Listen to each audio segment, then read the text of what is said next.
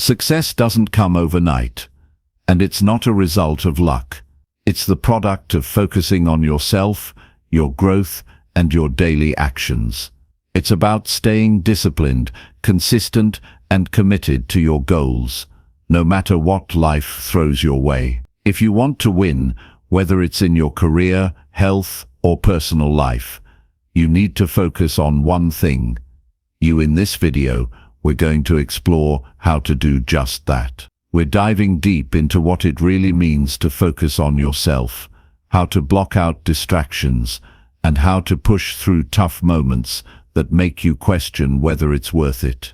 This is about developing the mindset and habits that will lead to long-term success, one day at a time. If you've ever felt lost, unsure of how to move forward, or frustrated with your progress, this audiobook is for you. We'll talk about taking ownership of your environment, setting clear goals, and aligning your actions with your values so you're always moving forward, no matter how small the steps may seem. You're going to learn how to overcome failure, push through fear, and build the discipline needed to make consistent progress. By the end of this audiobook, you'll have practical strategies you can start applying today to keep you on track and help you stay focused on your path to success. This isn't about perfection, it's about growth. So stick around, take notes, and get ready to transform your mindset, your habits, and your life. The only thing standing between where you are now and where you want to be is your willingness to stay focused, to keep going, and to never give up. Let's get started. Chapter 1. Focus on your strengths to create lasting confidence. You don't need to become someone else to succeed. You don't need to fix everything or try to be perfect at what you're weak at. What you need is to stop ignoring what already makes you strong. That's where real confidence begins. When you start building on the strengths that are already part of you, something changes. You stop chasing false identities and you begin walking in your truth. That truth brings clarity. That clarity becomes direction. And that direction gives you the confidence to move forward with power. People often get caught in the trap of over-focusing on weaknesses. They believe that until they fix all their flaws, they won't be worthy of success or happiness. That belief is a lie. The truth is that what you focus on grows. If you only focus on your weaknesses, those will grow. If you focus on your strengths, those will grow too. Strengths give you momentum. They remind you of what you're naturally good at. They keep you grounded in your own potential, instead of getting lost in comparison or self-doubt. Everyone has strengths. The problem is that many people overlook them. They dismiss them as ordinary because they come so naturally. But that's the point. A strength feels easy for you, but that doesn't make it worthless. It means you're wired for it. That's what makes it powerful. Strengths show up in different ways. You might be a clear thinker, a calm communicator, someone who can listen deeply or organize chaos into clarity. You might be naturally driven, self-disciplined, optimistic, creative, or compassionate. Your strengths are the tools you already carry, and once you know how to use them, you begin to live from a place of power. Lasting confidence doesn't come from outside validation.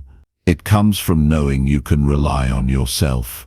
It comes from mastering what you already have. Most people wait to feel confident before they act. But confidence is not a prerequisite.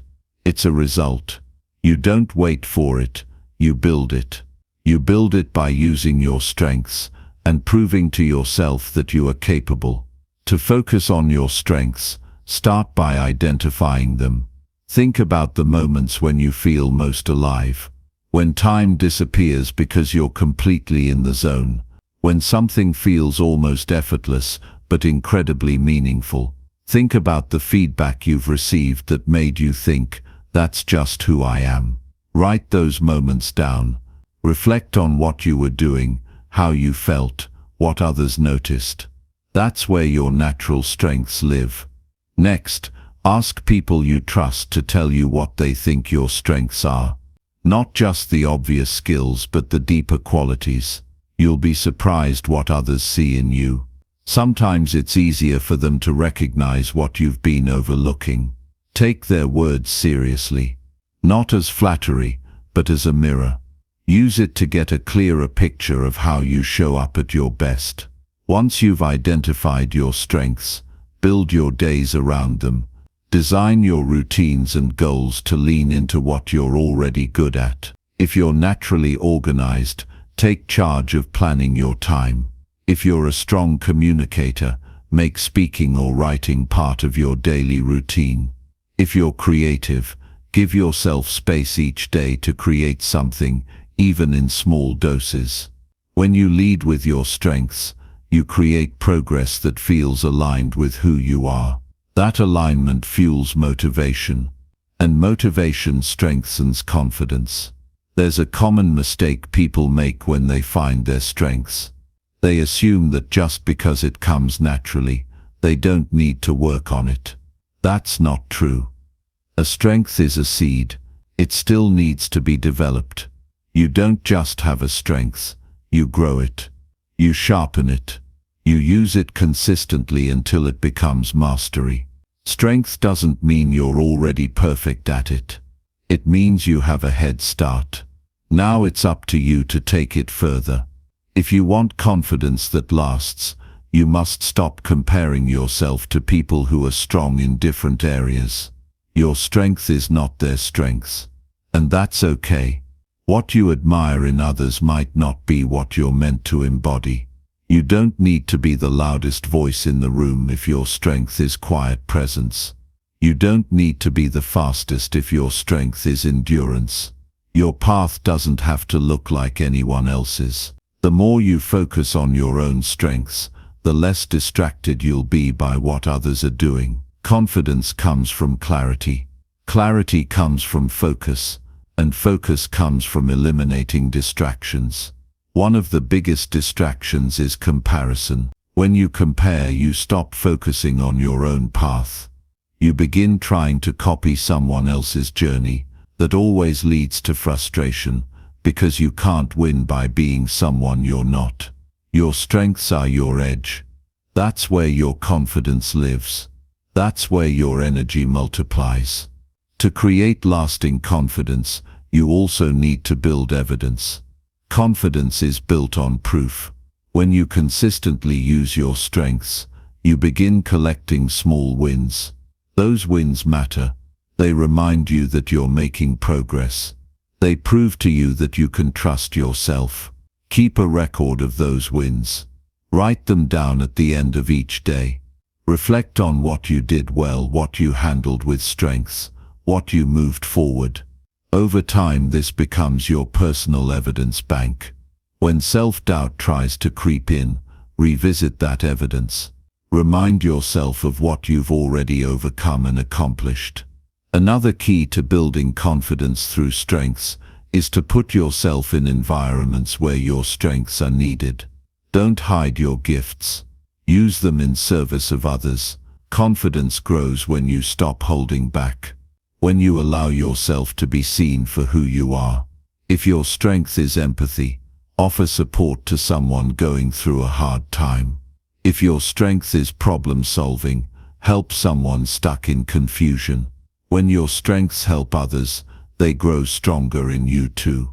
It's important to understand that confidence is not the absence of fear. It's the decision to act despite fear, because you trust your ability. Strengths give you something to trust. Even when you feel uncertain, you can remind yourself that you are equipped. You have what it takes. You've built the skills. You've done the work. You don't need to fake it. You just need to use what you already have. Confidence is a choice. It's not something you wait for. It's something you decide. And that decision gets easier when you know your strengths and use them daily. Even when things get tough, your strengths are a source of resilience. They remind you of who you are.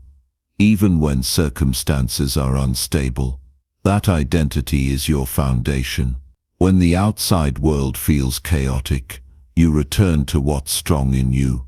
That's how you stay steady. That's how you keep moving forward. There will be days when you feel off. Days when you question everything. That's normal. But don't let those days define you. On those days, double down on your strengths. Go back to the basics. Do the things you're good at. Let that momentum rebuild your confidence one action at a time. You don't have to do everything. You just have to do what works for you. That's how you take your power back. Focusing on your strengths doesn't mean ignoring growth.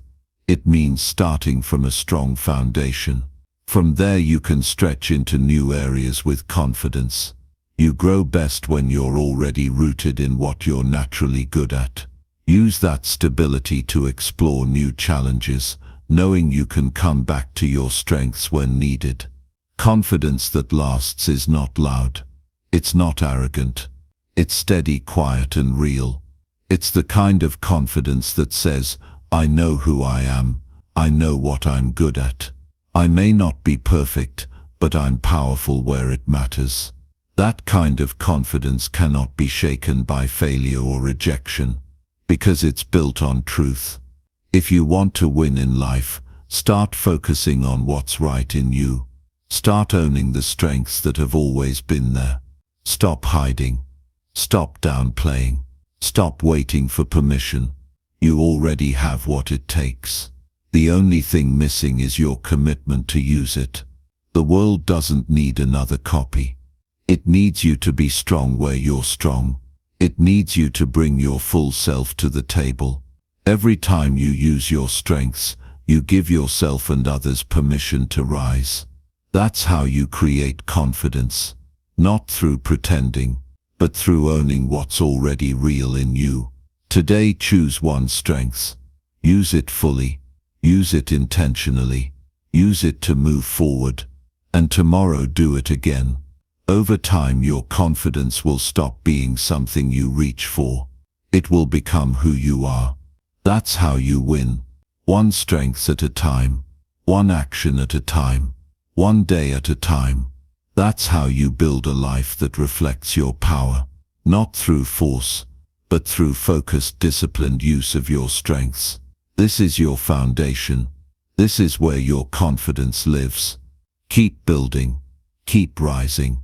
Focus on you until you win. Chapter 2. Build daily habits that push you towards greatness. Every successful person you admire didn't get there by luck. They didn't wake up one day with extraordinary results or an exceptional life. They got there because they committed to a series of habits repeated daily, even when no one was watching. Greatness is not achieved through random bursts of effort. It's built slowly, deliberately, and consistently through small daily decisions that push you forward. If you want to reach a level in life where your name stands for something, where your presence demands respect, and where your results speak louder than your words, then you must build daily habits that make it impossible to stay average. Every single day is a brick. If you lay down the right brick today, then repeat that process tomorrow, and the next day you're going to build something unshakable. But you can't afford to waste days. You can't afford to live on autopilot or wait for the right mood to show up. Because the truth is, most days you won't feel like doing what needs to be done. That's why habits matter. Habits don't ask how you feel. Habits remove the decision-making process and create action without hesitation. That's how you win, by turning discipline into default. To move toward greatness, you have to be brutally honest with yourself. Are your current habits leading you forward or holding you back? Are you doing things today that your future self will thank you for? Because if not, you're not standing still, you're slowly drifting away from your potential. Habits are not just actions, they are decisions made over and over again about the kind of person you want to become. If your habits reflect mediocrity, your life will reflect mediocrity. But if your habits reflect discipline, self-respect and ambition, your life will reflect greatness. You don't rise to the level of your goals, you fall to the level of your systems. Goals give you direction, but habits determine whether or not you get there. It's easy to dream big. Anyone can make plans, talk about change, or get motivated for a few days. But very few people are willing to build a system they stick to every day, especially when it's boring, when it's hard, or when no one claps for them. That's the difference. That's the separation. The people who win are the ones who keep showing up no matter what. You have to ask yourself what kind of person you want to become, then build habits that match that identity. If you want to be mentally sharp, you build the habit of reading every day, even if it's just for 10 minutes. If you want to be physically strong, you don't wait for motivation, you move your body daily, no matter how small the effort. If you want to be focused, you don't just hope for clarity. You remove distractions every single morning and protect your mental space like it's gold. These aren't just tasks, they're commitments. You're voting for your future every time you do them. The best part about daily habits is that they compound. You won't see massive results in a week. You may not even see much in a month. But what you will see is momentum. And momentum is everything. It's the difference between staying stuck and becoming unstoppable. One good habit leads to another. Discipline in one area leaks into other areas. You start waking up earlier. You start eating better. You start speaking with more confidence. You stop tolerating excuses. That's the silent transformation that happens when you choose better habits. There's no shortcut to this. No magic routine or secret formula. The real magic is in your ability to stay consistent even when the results are invisible. That's where most people give up. They do the right thing for a few days, and when they don't see instant change, they stop. But the ones who win trust the process. They understand that greatness is invisible at first. They understand that you don't plant a seed and check it every hour. You water it daily. You protect it. You let time do its work while you do yours. That's the mindset required to break through average. Start small, but start with intent. Don't try to change everything at once. Pick one habit that aligns with the future you want and make it non-negotiable. That might mean waking up 1 hour earlier to focus on your goals. It might mean replacing 1 hour of scrolling with 1 hour of focused learning. It might mean writing your thoughts down each morning to train your clarity and self-awareness. The size of the habit doesn't matter. What matters is that it's consistent, that it stretches you, and that you do it regardless of how you feel. Feelings are unreliable. They come and go, but habits are built through action, not emotion. When you act even when you don't feel like it, you train yourself to become stronger than your moods. You become dependable, and dependable people are dangerous, not because they're loud, but because they're steady. The world can't knock you off balance when your foundation is built on strong daily routines. Think of your habits like armor. Every time you keep your word to yourself, you add another layer of strength. You become harder to break, harder to influence, harder to distract. You develop the kind of focus that can't be bought, the kind of discipline that people admire but don't understand. They'll wonder how you stay so consistent. They'll ask how you found so much motivation. But you'll know it wasn't motivation. It was your habits. You just stopped giving yourself the option to quit. You must also protect your habits from sabotage. That means controlling your environment. If your phone is stealing your attention every morning, move it out of the room. If certain people constantly interrupt your progress, create boundaries. If you're surrounded by chaos, simplify your space. Your environment should support your habits, not fight them. You can't build a powerful life in a disorganized, distracting setting. Clean up your world. Your surroundings reflect your standards. You also have to make room for boredom. Yes, boredom, because the process of greatness is not always exciting. You'll repeat routines. You'll do the same small actions every day. And that's okay. Stop chasing novelty. Greatness is found in mastery, not in chasing the next new thing. Repetition is the foundation of skill. The more you repeat something with intention, the deeper it gets wired into your identity. It becomes automatic. You stop thinking about doing it. You just do it. That's the power of habit. When you build habits that push you forward, you stop needing to rely on hype. You don't need people cheering you on. You don't need inspiration to show up before you do.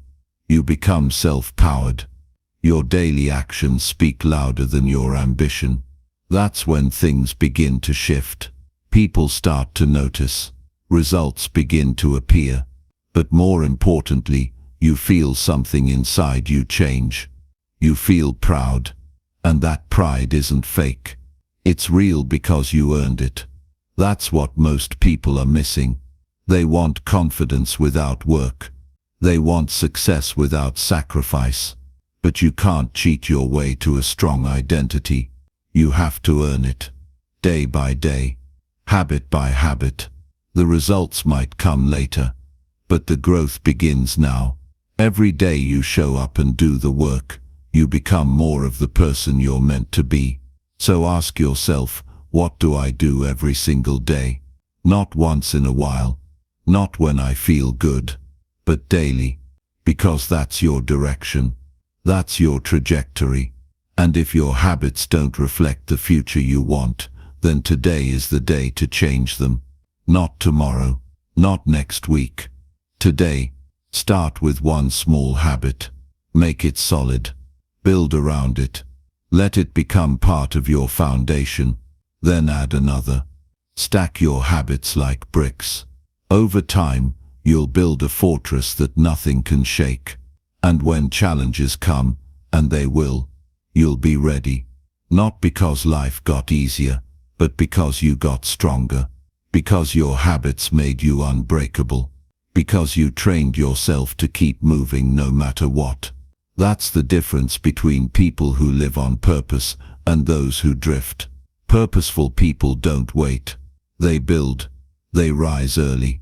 They focus deeply. They protect their routines like their life depends on it, because it does. If you want a future that makes you proud, you must earn it through the habits you repeat today. There are no shortcuts, but there is a clear path. Do the right thing every day. Not once, not sometimes.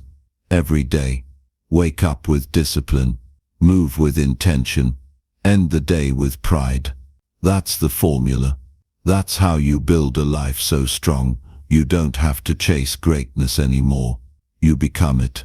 Keep building. Keep rising. Your habits are the seeds of your future. Water them with effort. Protect them with discipline. Watch them grow into something powerful. This is your time. Not someday. Not when it's easy. Now. Focus on you. Build habits that match your future. And don't stop until you win. Chapter 3. Take full responsibility for your actions and decisions. The moment you decide to take full responsibility for your actions and decisions is the exact moment your life begins to change. Everything you've ever wanted, every goal you've set, every dream you've visualized, it all becomes possible the second you stop blaming the world and start owning your role in where you are. Until you do that, you'll remain stuck in the same loop, repeating the same cycles, wondering why nothing ever truly changes. But when you look in the mirror and say, "It's on me," you take your power back. You stop waiting for someone to save you, and you realize you are always the answer. Life will always present you with circumstances you didn't choose. People will hurt you. Opportunities will slip away. Obstacles will appear without warning, but none of that can define you unless you allow it to. What defines you is how you respond. If you point fingers, make excuses, or constantly complain about things outside your control, you stay powerless. But if you own your response, if you take control of your next move, if you look at every challenge as a test of your character, you grow. You build strength that can't be taken from you. You build a life that's rooted in self-respect and mental toughness. The truth is, nobody owes you anything. Not the world, not your family, not your boss, not your friends. And the quicker you accept that, the stronger you become. This doesn't mean you have to do everything alone. It doesn't mean you should never ask for help, but it does mean you must stop expecting someone else to fix what only you can fix. Your habits, your attitude, your decisions, your words, these are all under your control. And if they've led you somewhere you don't want to be, it's your responsibility to change them. It's easy to blame your past. It's easy to say, if only they hadn't done this, or if I had grown up differently, or if I had better support. But easy doesn't lead to growth. Easy keeps you in the passenger seat of your own life. Responsibility is hard because it forces you to face your weaknesses. It forces you to admit when you've been lazy, distracted, careless, or afraid. But that's where transformation begins. You can't change what you don't confront. You can't grow if you keep protecting your ego. The moment you stop hiding behind stories and start telling the truth to yourself, everything begins to shift. You've made choices that shaped your life. Some were good, some were destructive. That's part of being human. But every day you have a new chance to make better ones. You don't have to be perfect. You just have to be accountable. When you take responsibility, you free yourself from the weight of regret. You stop pretending. You stop lying to yourself about why things aren't working. You look at your life and say, I created this, I allowed this, and I can change it. That's power. That's ownership. Responsibility is not about guilt or shame. It's about recognizing that your future is yours to create. It's about living with intention instead of reacting to everything that happens around you. Most people go through life on autopilot. They react emotionally. They make decisions based on fear or comfort, and then they wonder why they're unfulfilled. But the person who takes responsibility is different. They slow down. They think. They evaluate their behavior. They adjust. They choose growth over comfort. They don't get it right every time, but they don't run from accountability. You have to stop waiting for perfect conditions to step up. Stop waiting for a sign. Stop waiting for everything to feel good before you act. Life isn't going to hold your hand. It will challenge you. It will throw you into the fire. But that fire can forge you if you let it. It can burn away your excuses. It can sharpen your will, but only if you stop resisting it and start rising through it. The path to a stronger, more fulfilled life is paved with choices that are hard in the short term, but powerful in the long run. And you are the only one who can make those choices. Nobody else is responsible for your mindset. Nobody else is responsible for your focus. Nobody else is responsible for how you spend your time or who you surround yourself with. Those are all yours. If your circle is full of people who drain your energy, that's your choice. If your time is filled with distractions, that's on you. If your habits are destroying your potential, you have the power to change them. But not until you stop blaming and start owning. There is no breakthrough without brutal self-honesty. You have to sit with your decisions and see them for what they are. Maybe you've wasted time. Maybe you've ignored your potential. Maybe you've been lazy or careless or scared. That's okay. You're not broken. You're not a failure. But you have to face it. Because once you do, You can choose differently. You can stop living on repeat and start designing a new future. You don't need anyone's permission to change. You don't need a green light. You don't need everyone to understand. What you need is courage. The courage to admit you've fallen short. The courage to rebuild your habits. The courage to be better than your past. That courage comes from within. It grows every time you hold yourself to a higher standard, even when no one is watching. Taking full responsibility also means forgiving yourself for past mistakes, but refusing to repeat them. It means learning the lesson and moving forward stronger. Regret is a heavy burden, but responsibility lightens the load. When you say, yes, I made that mistake, but I'm not that person anymore, you cut the chains that held you back. You don't need to carry guilt forever, but you do need to use the pain to fuel your growth. That's the exchange. That's how you turn pain into power. You also have to stop waiting for validation. When you take responsibility, you stop looking to others for approval. You don't need someone to clap for your efforts. You don't need praise to stay consistent. You hold yourself accountable because you respect yourself. You show up because your future demands it. You stay disciplined because your purpose is bigger than your excuses. That's the mindset that separates winners from dreamers. Winners don't just hope. They take action with discipline, clarity, and self-respect. There is nothing more empowering than realizing you can change your life, starting right now. No matter what your past looks like, no matter how far behind you feel, no matter what other people think, you still have the ability to take control of what you do next. That's what responsibility gives you: a new beginning. Not tomorrow, not someday, right now. It won't always feel good. Growth rarely does. There will be resistance.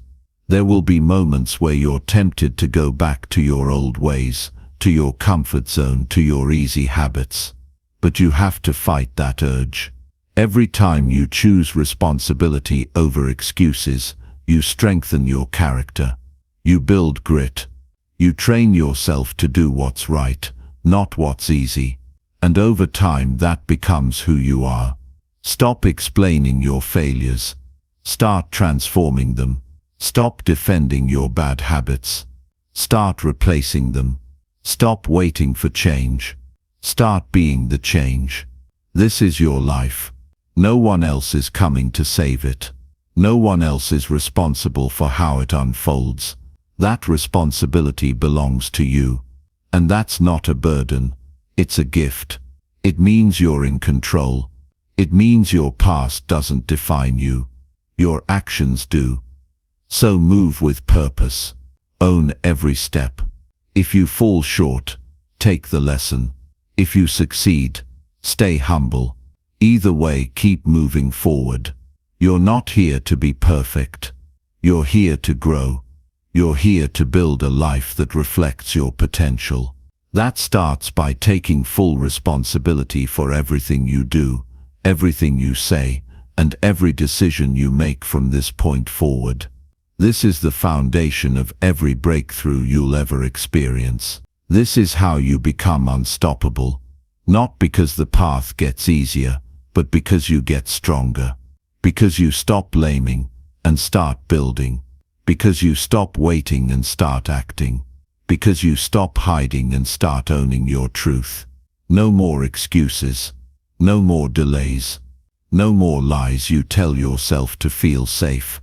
Just responsibility. Just ownership. Just a powerful decision to become the kind of person who leads their life with courage, with clarity, and with relentless commitment. You have the power. You have the choice. Now use it. Focus on you until you win. Chapter 4. Prioritize your time to make every moment count. Time is the one thing you can't earn back, can't replace, and can't afford to waste. Not if you want to build a life of purpose, power, and progress. Every moment that slips through your fingers without intention is a moment you will never see again. And while others might treat time casually, you can't afford to. Because once you understand what's at stake, your dreams, your peace, your future, you start to treat every hour like it matters. And it does, more than you think. When you begin to prioritize your time, your life starts moving in a different direction. You stop living reactively and start acting with strategy. You don't just get through the day, you own the day. You stop giving your time to distractions, mindless scrolling, and meaningless conversations. You start investing your time like it's the most valuable currency you have, because it is. You can recover from financial losses. You can bounce back from bad decisions. But you cannot recover the hours you waste pretending you still have forever. The people who rise to the top, who live with depth and meaning, aren't always the smartest or the most talented, but they're ruthless with their time. They know exactly where their focus goes. They say no often, they protect their schedule. They understand that life doesn't hand out extra hours for those who procrastinate or delay. You either use the time you've been given with intention, or you drift through life hoping things will magically change. But nothing changes unless you do. Every morning you wake up is a chance to either own your time or let it own you. And the truth is, most people live in reaction mode. They wake up late, they reach for their phone, they check messages that aren't urgent, they scroll through social media like it matters. And before they even take a breath, they've already surrendered the first moments of their day to things that don't move them forward. That's not living. That's surviving. If you want to live with intensity and purpose, you must take full control of how you spend your time.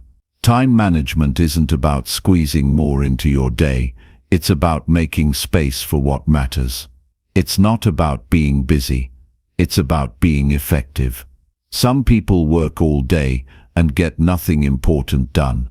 Others focus for 3 hours and move mountains. What's the difference? Clarity, intention, focus, and a deep respect for their own time. If you treat every hour like gold, you start spending it with precision. You eliminate the noise. You plan with urgency. You become someone who is known for getting things done, not talking about it, not dreaming about it, doing it. You have to be willing to cut out anything that steals your time without giving value in return. That means looking hard at your habits, your routines, your conversations. Are they helping you build momentum, or are they just filling up space? You don't need more time. You need to stop wasting the time you already have. If something doesn't serve your growth, your peace, or your mission, it doesn't deserve your hours. Period. This isn't about being rigid or robotic. It's about aligning your time with your vision. When you know what you want, your time has to reflect it. You can't say you want success and spend hours doing nothing about it. You can't say you want to be disciplined and then keep giving your attention to distractions. Your time tells the truth about your priorities. If you don't like where you are, look at how you're spending your time. That's the root. That's the fix. There's a difference between being busy and being productive. Busyness is loud, chaotic, and full of motion, but often empty of results. Productivity is quiet, focused, and intentional. One feels like effort. The other produces results. If you're always exhausted but not getting anywhere, it's time to re-examine your priorities. Are you doing what matters most, or are you just doing what's easiest in the moment? The world is full of noise, distractions, and traps designed to steal your focus. If you don't guard your time, someone else will fill it for you with their priorities, their problems, their drama. You have to take control. You have to design your day around your mission, not around everyone else's demands. That might mean saying no to people who don't respect your time. That might mean cutting off mindless entertainment that doesn't fuel your growth. That might mean waking up earlier, turning off notifications, or scheduling your focus like it's a non-negotiable meeting. Because it is. You have to stop treating your time like it's infinite. Every second counts. Every hour you give to a meaningless activity is an hour you take away from something that could have changed your life. You need to start asking yourself hard questions every day. What am I doing with my time? Is this helping me grow? Is this leading me closer to my vision? Is this building my character? Or am I just passing the time and calling it life? The people who live with excellence do not waste time. They do not kill time. They use it like a weapon. They sharpen their routines. They move with urgency. They execute even when they don't feel like it. That's what separates those who talk about success from those who create it. If you want more from life, you need to make more out of every moment. That's how transformation happens, through consistent, focused use of time, day after day. And yes, it's going to require discipline. You're going to have to make sacrifices. You're going to have to be honest about the ways you've wasted time in the past. But that honesty will set you free. Because the second you stop lying to yourself about your habits, you open the door to change. No more "I'll do it later." No more "I didn't have time." You had time. You just didn't prioritize it. And that ends now. Start taking inventory of your day. Track how you spend each hour. Notice where your energy goes. Notice what habits pull you off course. Notice what tasks drain you but bring no progress. And then make the changes. Ruthlessly, relentlessly, without apology. You don't owe anyone your time. You owe it to your purpose. The more you align your actions with your goals, the more powerful your life becomes. And don't wait for motivation. Motivation fades. Discipline is what keeps you moving. Discipline means doing what matters even when you're tired, even when you're uninspired, even when nobody is watching. Discipline is your edge. Discipline is how you multiply your time and make every hour count. The more disciplined you are, the less regret you'll carry. The less time you waste, the more life you gain. Don't fall into the trap of thinking you need giant leaps to change your life. You don't. You need consistent action over time. One focused hour a day can change your entire life in a year. But it has to be focused. It has to be intentional. It has to be aligned with your vision. You can't keep living by accident and expect to feel fulfilled. You have to live by design. This is your time. This is your window. Don't waste it trying to impress people who don't matter. Don't waste it chasing things that leave you empty.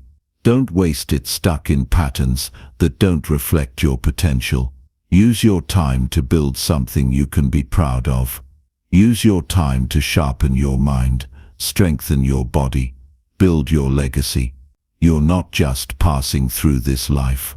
You're here to create something meaningful. That requires time. And that means you have to stop giving your time to anything that doesn't serve your future. When the day ends and you look back, you should feel proud of how you spent it. Not perfect, but proud. Proud that you didn't let distractions win. Proud that you didn't waste hours complaining. Proud that you moved with intention. That feeling doesn't come from outside approval. It comes from self-respect. And that self-respect is built moment by moment, decision by decision, hour by hour. Your future is being shaped right now by how you spend your time. Not tomorrow, not next week. Right now, make it count. Not for anyone else but for you. For the life you said you wanted. For the person you're becoming. Time will either be your greatest ally or your biggest regret. The choice is yours. So choose wisely. Focus on you until you win. Chapter 5. Train your mind to overcome doubts and negativity. Your mind is your greatest weapon or your worst enemy, and if you don't take control of it, it will control you with fear, hesitation, and doubt until you no longer recognize the strength you were born with. You cannot expect to rise while allowing your mind to pull you down with constant negativity. Every time you give in to a negative thought, you shrink your potential just a little more. Every time you surrender to doubt, you trade your future for temporary comfort. But when you decide to train your mind to fight back, everything starts to shift. You stop living from a place of weakness and start responding with strength. Negativity is loud. Doubt is persistent. These voices in your head are not polite. They will speak over your ambition, your discipline, and your self-belief if you let them. And if you've been listening to them long enough, they begin to sound like truth. But they're not. They're just old echoes of fear pretending to protect you. You don't need protection from growth. You need protection from the voice that tells you to stay small. You need to shut down the patterns that convince you you're not ready. Because the longer you hesitate, the more opportunity you forfeit. This battle isn't out there, it's internal. It's between who you've been and who you could be. The version of you that listens to fear cannot coexist with the version of you that steps into greatness. One must die for the other to live. You either silence the voice that says, "What if I fail?" or you live a life defined by hesitation and regret. But once you realize that the mind can be trained like the body, everything becomes clear. Just like muscles grow with resistance, your mindset strengthens with mental challenge. Every time you confront fear, you expand your mental toughness. Every time you say, "I will," in the face of uncertainty, you take control. But let's not pretend this is easy. It's hard. Doubt feels real. Fear can paralyze. That's why most people settle. That's why so many dreams die in silence. Because it's easier to believe you're not good enough than to put in the daily mental work to believe that you are. But what's easy now becomes the pain of regret later. And what's hard now becomes the power that sets you free. You have to earn confidence. You have to build mental resilience, one thought at a time, one decision at a time. The process starts with awareness. You can't fight what you won't face. You must begin to notice the patterns that keep showing up in your head. The ones that say you're not ready. You're not smart enough. You don't have what it takes. Those thoughts aren't facts. They're habits. And like any habit, they can be broken, but only if you start replacing them with thoughts rooted in strength. That's not just wishful thinking. It's reconditioning your brain. It's mental discipline. When doubt shows up, speak back. Not with empty positivity, but with truth. I've been through worse and survived. I've earned my spot. I don't have to feel ready to act. These aren't just motivational phrases. They're tools. Use them. Train yourself to default to strength. The goal is not to eliminate all fear, it's to stop obeying it. To see doubt, acknowledge it, and still move forward. That's power, that's ownership. Mental training is just as real as physical training. You build it through repetition, daily. Not when life is calm, but especially when life feels heavy.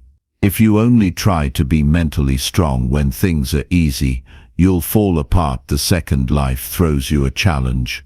That's why you must start now, in the small moments. When you catch yourself doubting, pause, breathe, redirect. Say something different, think something different, do something different. Over time, that's how you shift the narrative in your head. The world isn't going to wait for you to feel confident. You have to move forward, even when the voices say you're not ready. Because the truth is, confidence comes after action, not before. You don't think your way into courage, you act your way into it. Every step you take while doubting yourself builds more inner strength than waiting ever will. Growth doesn't come from feeling safe. It comes from doing hard things while your heart is racing and your mind is uncertain. Start becoming the kind of person who doesn't give power to every thought. You are not your thoughts. You are the one who decides which thoughts to believe and which ones to reject. When a negative thought shows up, you don't have to give it energy. Let it pass. Replace it with clarity, with presence, with purpose. Not every thought deserves your attention. Not every doubt deserves your time. Don't water the weeds in your mind.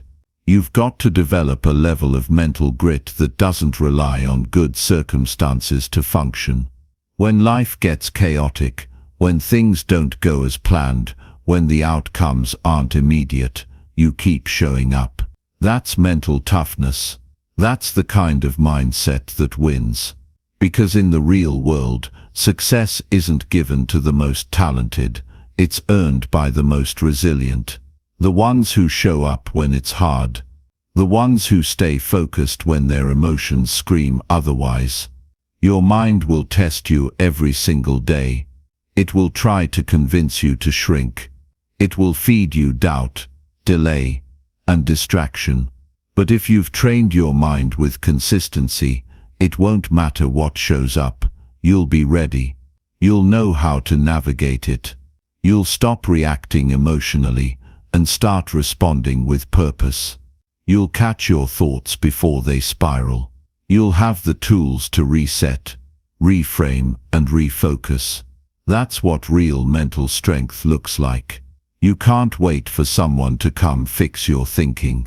No one's coming to save you from your own mind. That's your job. That's your responsibility. And that's your power. Because when you realize that the only thing standing between you and your best self is the story in your head, you start editing that story. You stop being a passive character in your life. You become the author. You write the script. You choose the direction. Start holding your thoughts to a higher standard. If a thought doesn't move you forward, let it go. If it doesn't align with your goals, reject it. Don't let negativity squat in your mind rent-free. Kick it out. Replace it with thoughts that reflect where you're going, not where you've been. Speak to yourself like someone you respect. Your internal voice matters more than anyone else's. People will try to project their own doubts onto you. They'll tell you to be realistic, to play it safe, to not aim too high. But that's because they're living from their own fears, not your potential. You don't have to inherit their mindset. You don't have to agree with their limits. You don't owe anyone the smaller version of yourself just to make them feel comfortable. Your job is to build a mindset so strong that no outside opinion can shake your belief. And when setbacks come, and they will, you don't let them define you. You learn, you adjust, you keep going. Because that's what mentally tough people do. They don't let failure become their identity. They see it as feedback, as fuel, as part of the process. They know that growth doesn't happen without struggle, so they embrace the struggle. They trust themselves enough to keep moving forward without guarantees.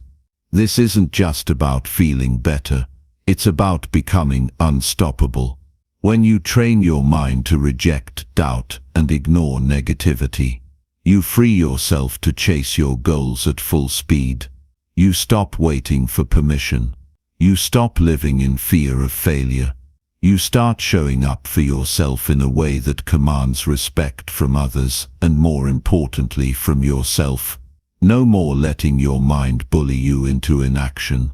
No more giving power to thoughts that break you down.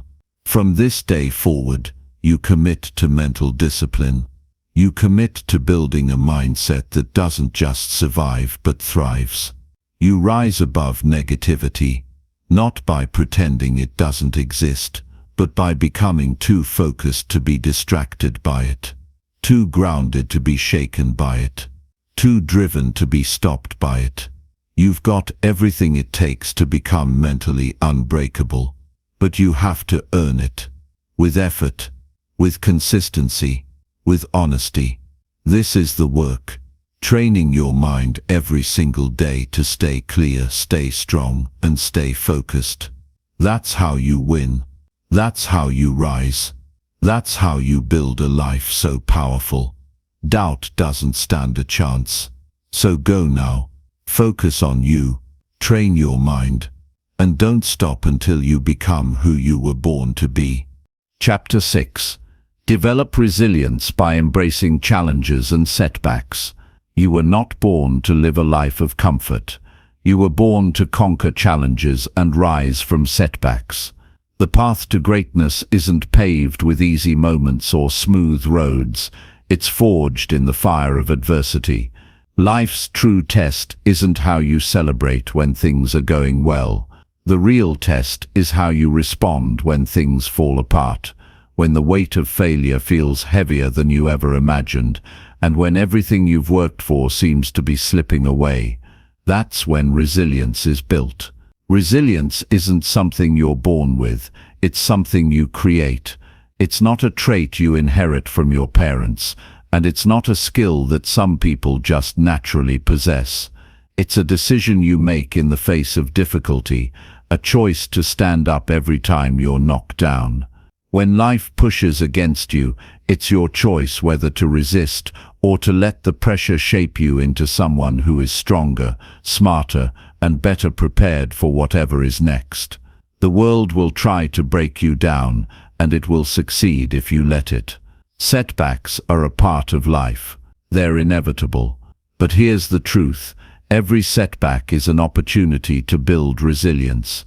Every failure is a lesson that teaches you to be better, to be more, to do more. If you never faced challenges, if you never stumbled, you would never discover your true strength.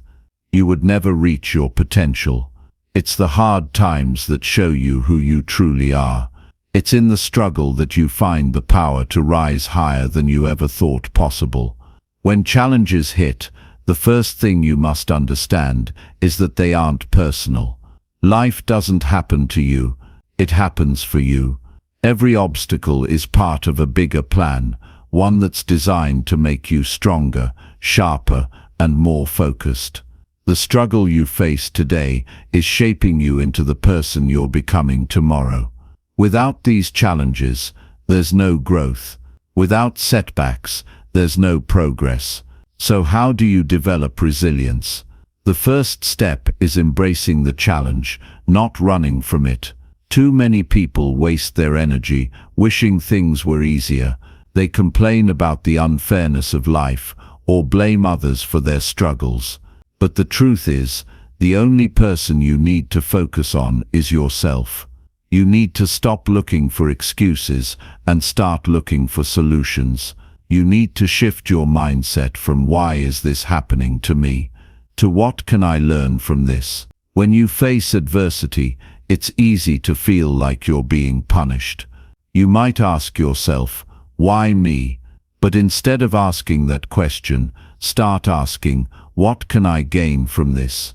Challenges are an opportunity for growth, and the way you react to them will determine how much you grow.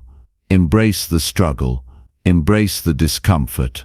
Know that with each challenge, you're building resilience, resilience that will carry you through every storm and make you unshakable when the next one comes. The key to resilience is perspective. It's not about avoiding failure or hardship, but about viewing them differently. When you look at setbacks as opportunities rather than obstacles, they lose their power over you. It's all about how you frame the situation in your mind. Instead of seeing failure as the end, see it as a beginning. Every time you fail, you learn. Every time you fall, you get back up with more knowledge, more determination, and more wisdom. It's this shift in mindset that turns failure into fuel. But developing resilience doesn't mean going through life without ever feeling down. It's normal to feel frustrated, discouraged, or overwhelmed when things go wrong. However, what makes the difference is what you do in those moments. You have the choice to give in to those feelings or to push through them.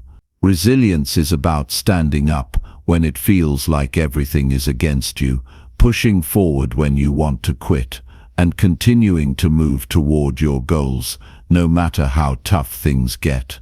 To build true resilience, you must learn to trust in the process. The road to success is not a straight line. There will be twists, turns, and detours along the way. You have to trust that every step, even the missteps, is part of your journey. When you understand that failure isn't a reflection of your worth, but a necessary part of the process, it becomes easier to push through. Trust that every challenge is preparing you for something greater. Trust that every setback is teaching you a lesson you need to learn in order to move forward. Another important factor in developing resilience is learning to manage your emotions. When challenges arise, it's easy to let frustration, anger, or fear take over, but letting these emotions control you only weakens your resolve. Resilience comes when you acknowledge your feelings, but don't let them dictate your actions. You are not your emotions. You are the one who chooses how to respond to them. The more you practice controlling your emotional reactions, the stronger and more resilient you become. And remember, resilience doesn't mean you have to do it alone. It's okay to lean on others for support when you need it. Having a strong support system, whether it's friends, family, or mentors, can make all the difference when you're going through tough times. But you must also understand that your resilience is something you develop on your own. While others can support you, the true power to overcome setbacks lies within you. It's up to you to keep going when the road gets tough. As you develop resilience, you will start to see patterns. You'll begin to recognize that the obstacles you face are often similar in nature. Whether it's financial struggles, relationship problems, or career setbacks, the feelings of uncertainty and doubt will show up again and again. But the more you practice resilience, the better you become at navigating these challenges. You'll stop seeing them as roadblocks and start seeing them as stepping stones. The greatest champions in life didn't become great because they avoided challenges. They became great because they didn't give up when the challenges came. They developed a mentality that said, no matter how many times I fall, I will always get back up. This is the mindset of a resilient person, a person who doesn't just endure the storm but grows stronger because of it. There will be times when it feels like you've hit a wall. You'll face moments when giving up feels like the easiest option. But this is when your resilience is tested the most. The strength to push through comes not from a lack of difficulty, but from your ability to embrace the challenge and keep moving forward.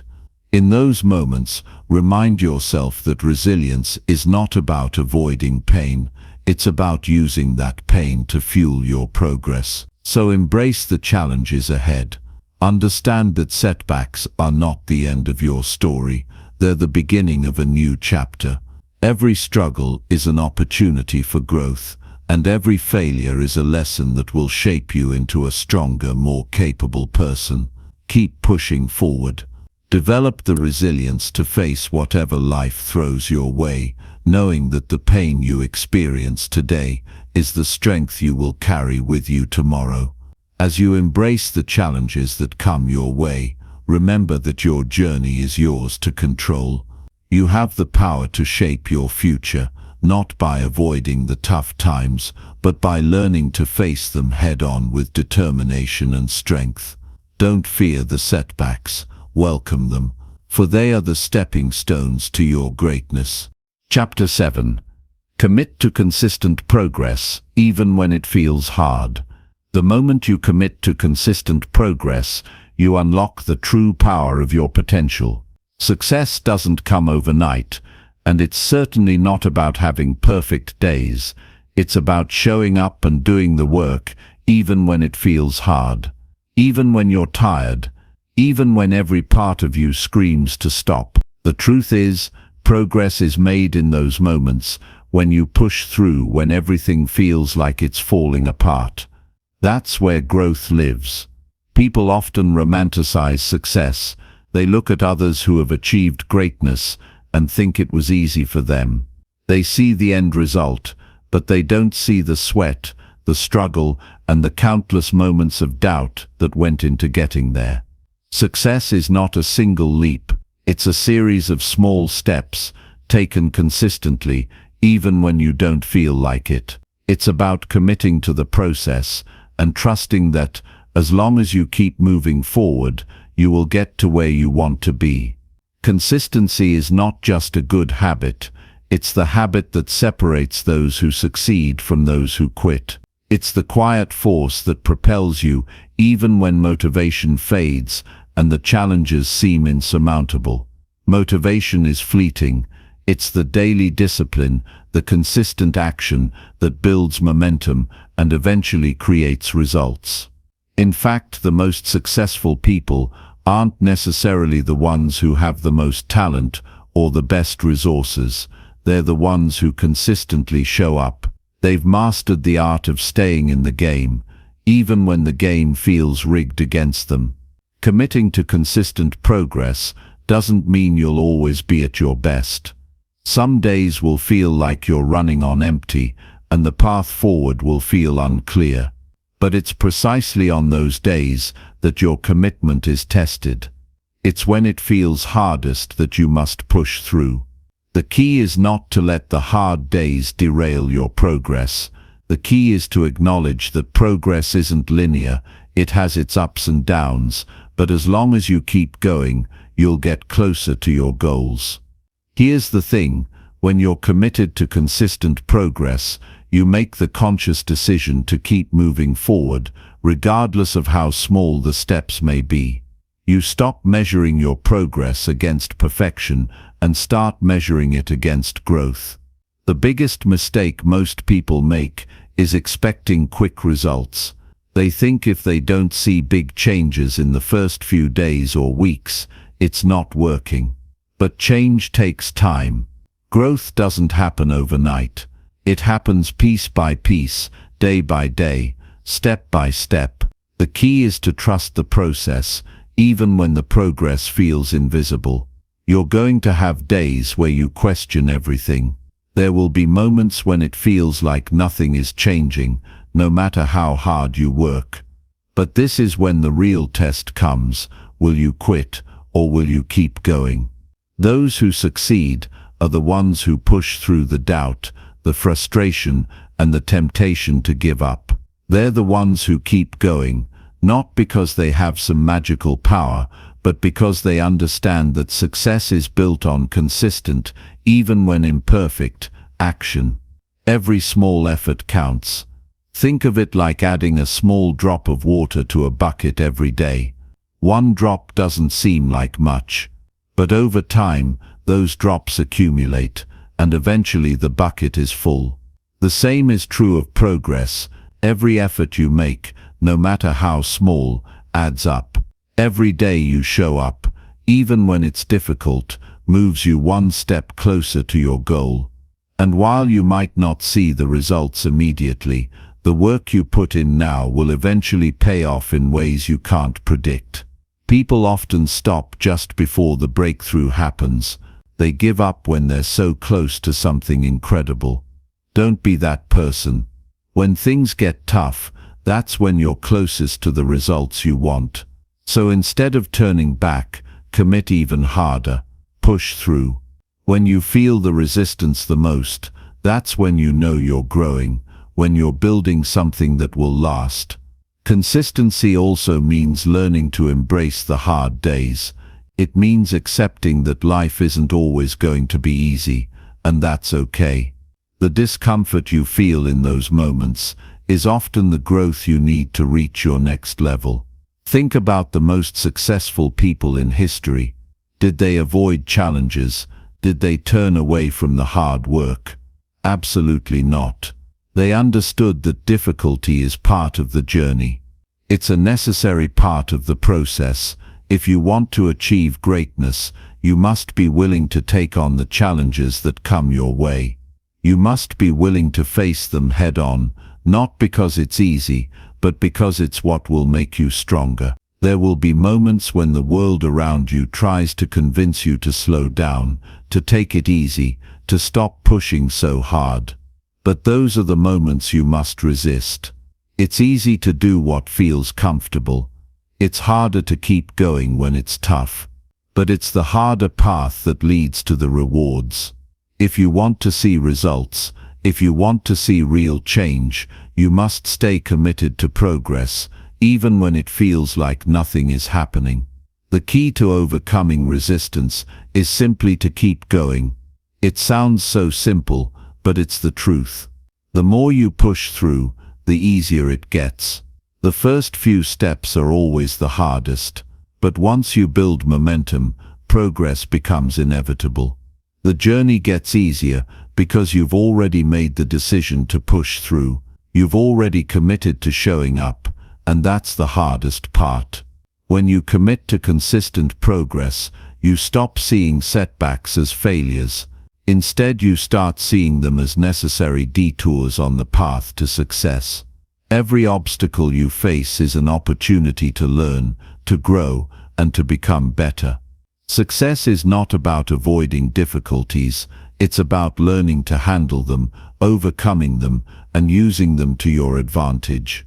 When you keep showing up, when you keep pushing forward, you are training yourself to be better than you were yesterday. And that's what will ultimately get you where you want to be. In the end, consistency is the greatest form of discipline. It's the act of continuing to do what needs to be done, no matter how hard it gets, no matter how much you want to quit. It's about making the commitment to keep going, no matter what, and trusting that every small effort counts toward the bigger picture. Success is built on consistent progress, one step at a time, day after day, no matter what challenges arise. So keep going, even when it's hard. Keep showing up, even when you don't feel like it. Keep pushing forward, even when progress seems slow. Because every moment you commit to progress is one moment closer to the life you've always dreamed of. Chapter 8. Break free from limiting beliefs that hold you back. The greatest prison you will ever face is the one created by your own mind. The limitations you place on yourself are often the very things that hold you back from reaching your highest potential. Break free from these mental chains, and you'll unlock the life you've always dreamed of. The moment you decide to shatter those limiting beliefs, you begin the most empowering journey of your life. Limiting beliefs are the invisible barriers we construct for ourselves. They come in many forms. I'm not good enough. I don't deserve success. It's too late for me, or I'll never be able to change. These beliefs often stem from past experiences, fears, or societal pressures, and they dictate the choices we make and the actions we take, or more often, the actions we don't take. They create a false narrative in our minds, one that holds us back and prevents us from stepping into our true power. But here's the truth. These beliefs are not facts. They are just thoughts, and thoughts can be changed. Imagine for a moment that there are no limits on what you can achieve. Imagine living your life without constantly holding yourself back or worrying about what could go wrong. That kind of freedom is possible, but it requires breaking free from the mental constraints that keep you stuck. It's time to recognize that those beliefs you've held onto for so long are not who you are. They are simply ideas that you've accepted as truth, but they are not permanent. The first step in breaking free from limiting beliefs is awareness. You can't change what you don't acknowledge. So take a step back and really examine the thoughts that run through your mind daily. What are you telling yourself about your abilities, your worth, your future? Are these thoughts empowering you, or are they keeping you small? For most people, limiting beliefs are so ingrained that they don't even realize they're there. They accept them as part of their identity, thinking that's just the way things are. But once you bring these beliefs to the surface, you can begin to challenge them. Ask yourself, is this belief actually true? Where did it come from? How has it held me back?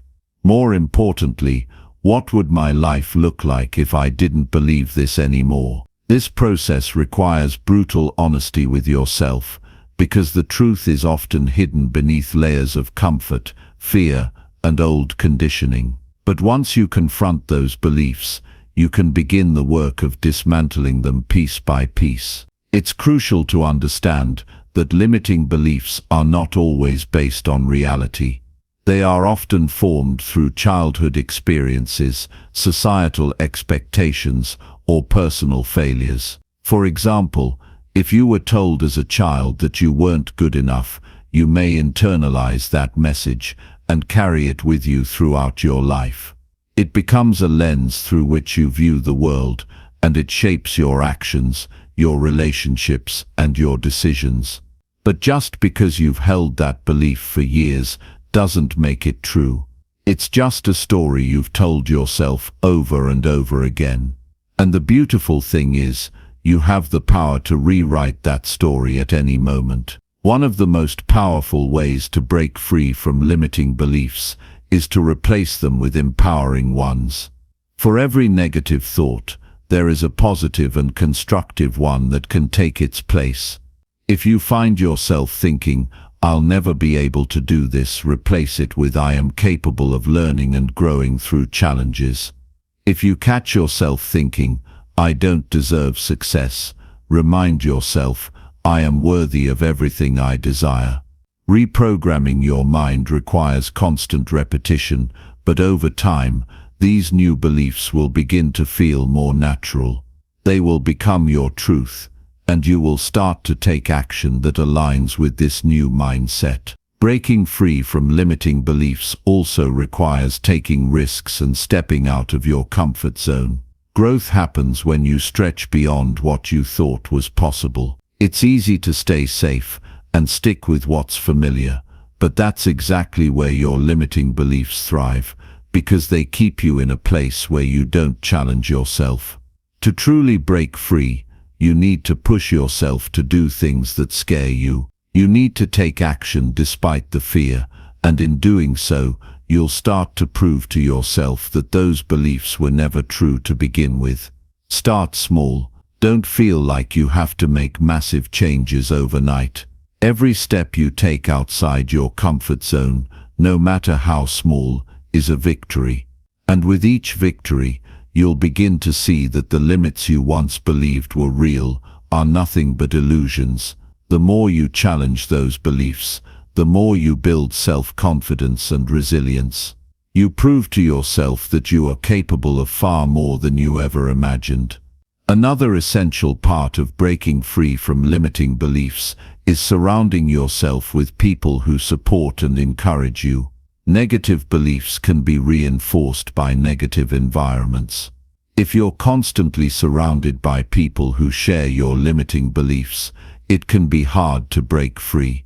But when you connect with people who challenge you, uplift you, and believe in your potential, you create an environment that fosters growth.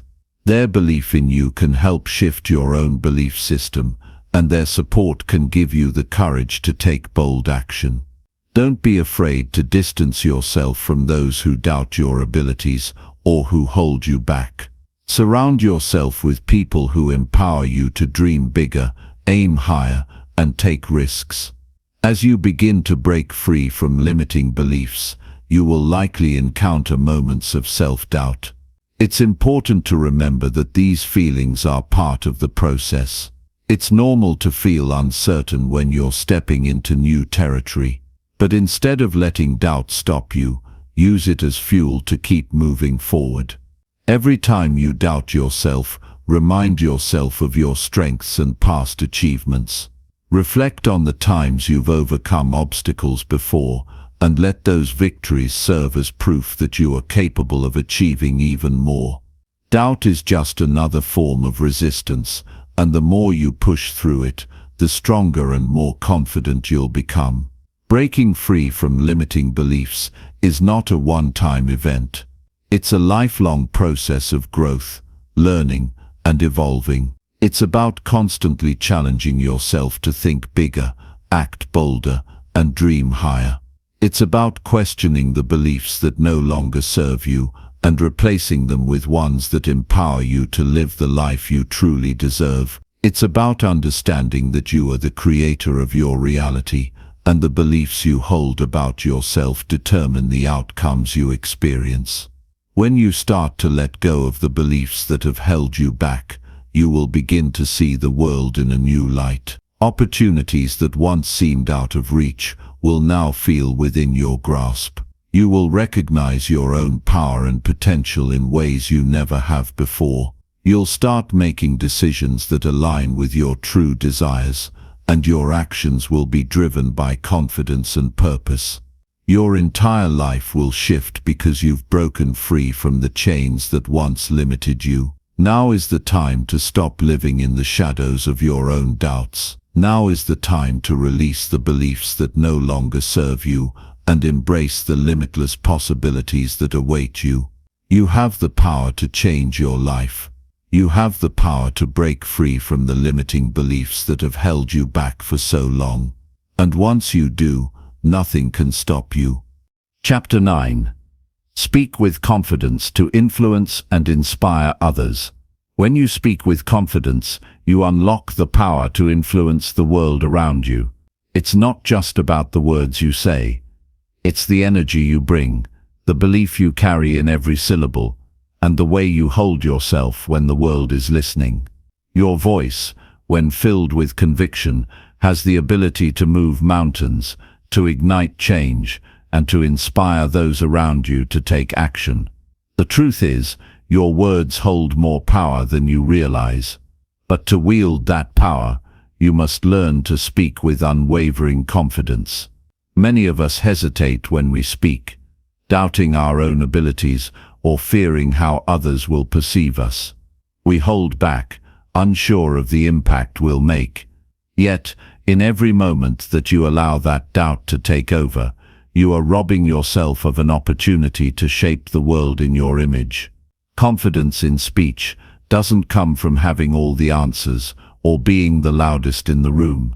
It comes from knowing that your voice matters, that what you say has value, and that your presence in the conversation is meaningful. When you speak with confidence, you step into your power, and others take notice. They feel it. They listen. They are moved by it. The foundation of speaking with confidence is belief in your own value. Too often, we hold back from expressing ourselves because we don't believe that what we have to say is important. But the truth is, everyone's voice matters. You are an expert in your own life, your own experiences, and your own unique perspective. No one else has the exact same insights, and that is your power. Embrace your individuality. The confidence to speak with influence comes from trusting in the value of what you bring to the table. Consider the most influential people in history, the leaders, the visionaries, the change makers. What set them apart? It wasn't just their ideas or achievements, it was the way they communicated them. They didn't hesitate or shrink back in fear. They spoke with authority, with clarity, and with passion. They believed in what they were saying, and that belief radiated from them. When you speak with the same conviction, you become a magnet for the attention of others. Your words don't just pass through their ears, they leave an imprint on their hearts and minds. A key element of speaking with confidence is presence. How you carry yourself plays a huge role in how others perceive you. If you stand tall, make eye contact, and speak with a clear, steady voice, you immediately project confidence. But speaking with confidence is not just about physical posture, it's about having an internal presence as well. It's about owning your thoughts and standing behind them. When you are comfortable with yourself, when you know who you are and what you stand for, that certainty flows through your words. The next critical aspect of confident speaking is clarity. If you want to inspire and influence others, you must speak with clarity of purpose. People are drawn to those who have a clear message and a sense of direction. You must know exactly what you want to convey and communicate it in a way that resonates with others. When your words are clear, concise, and well thought out, they cut through the noise and leave a lasting impact. Clarity also means being able to simplify complex ideas without oversimplifying them. It's about being able to break down your message into digestible pieces that your audience can easily grasp, while still maintaining the depth of what you're saying. People are much more likely to be influenced by someone who can explain things clearly and thoughtfully. So, when you speak, do so with purpose. Focus on your core message and find ways to express it in ways that are easy for others to understand. Equally important is the ability to tell a compelling story. Stories are one of the most powerful tools you can use to influence and inspire others. People don't just want to hear facts, they want to connect with emotions, experiences, and ideas that resonate with them. When you speak with confidence, you don't just speak in dry, transactional terms. You speak in vivid, compelling stories that capture the imagination and stir the emotions of your audience. A well-told story can change the way someone sees the world. It can move them to take action. Another fundamental aspect of confident speaking is being authentic. Authenticity is magnetic. When you speak with authenticity, people feel that you are real. They sense that you are speaking from a place of truth, and that makes your words resonate with them. People can tell when you're trying to be someone you're not, and they'll often disengage. But when you show up as your true self, with no pretenses or masks, your confidence shines through. Authenticity also means embracing vulnerability. When you're willing to share your true thoughts and feelings, you create a deeper connection with your audience. You're not just speaking at them, you're speaking with them. You're sharing a part of yourself that invites others to do the same. This kind of open communication fosters trust and respect, and when others trust you, they are more likely to be influenced by you. Confidence in speaking also comes from preparation. It's impossible to speak with confidence if you don't know what you're talking about. Preparation allows you to speak with authority and clarity. When you are well prepared, you can answer questions, address concerns, and engage in meaningful discussions without faltering. People are drawn to those who are knowledgeable and well prepared, and when you can speak confidently about a subject, you immediately gain their respect. But preparation is not just about memorizing information, it's about being able to articulate your thoughts in a way that aligns with your values, vision, and goals. While preparation is important, it's equally important to be flexible and adaptable when speaking. No two conversations are the same.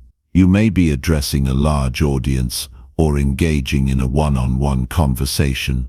You may be talking to people who share your views or people who challenge them.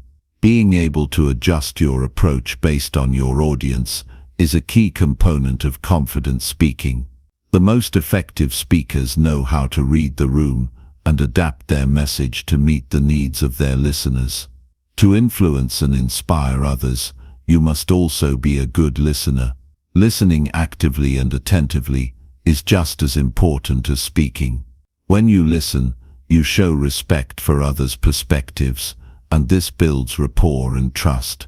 It's impossible to truly influence others if you're not willing to understand them first. The best communicators don't just speak, They listen and respond in ways that reflect a deep understanding of their audience's needs, concerns and desires. Being confident in your speech also means not being afraid of conflict or disagreement. It's natural to want to avoid confrontation, but it's in moments of disagreement that your true confidence is tested. When you can stand your ground with grace and composure, without getting defensive or emotional, you show the strength of your convictions. You demonstrate that you are not easily swayed by external pressures, and that you are willing to engage in difficult conversations with respect and humility. Finally, the most confident speakers are those who speak from a place of service.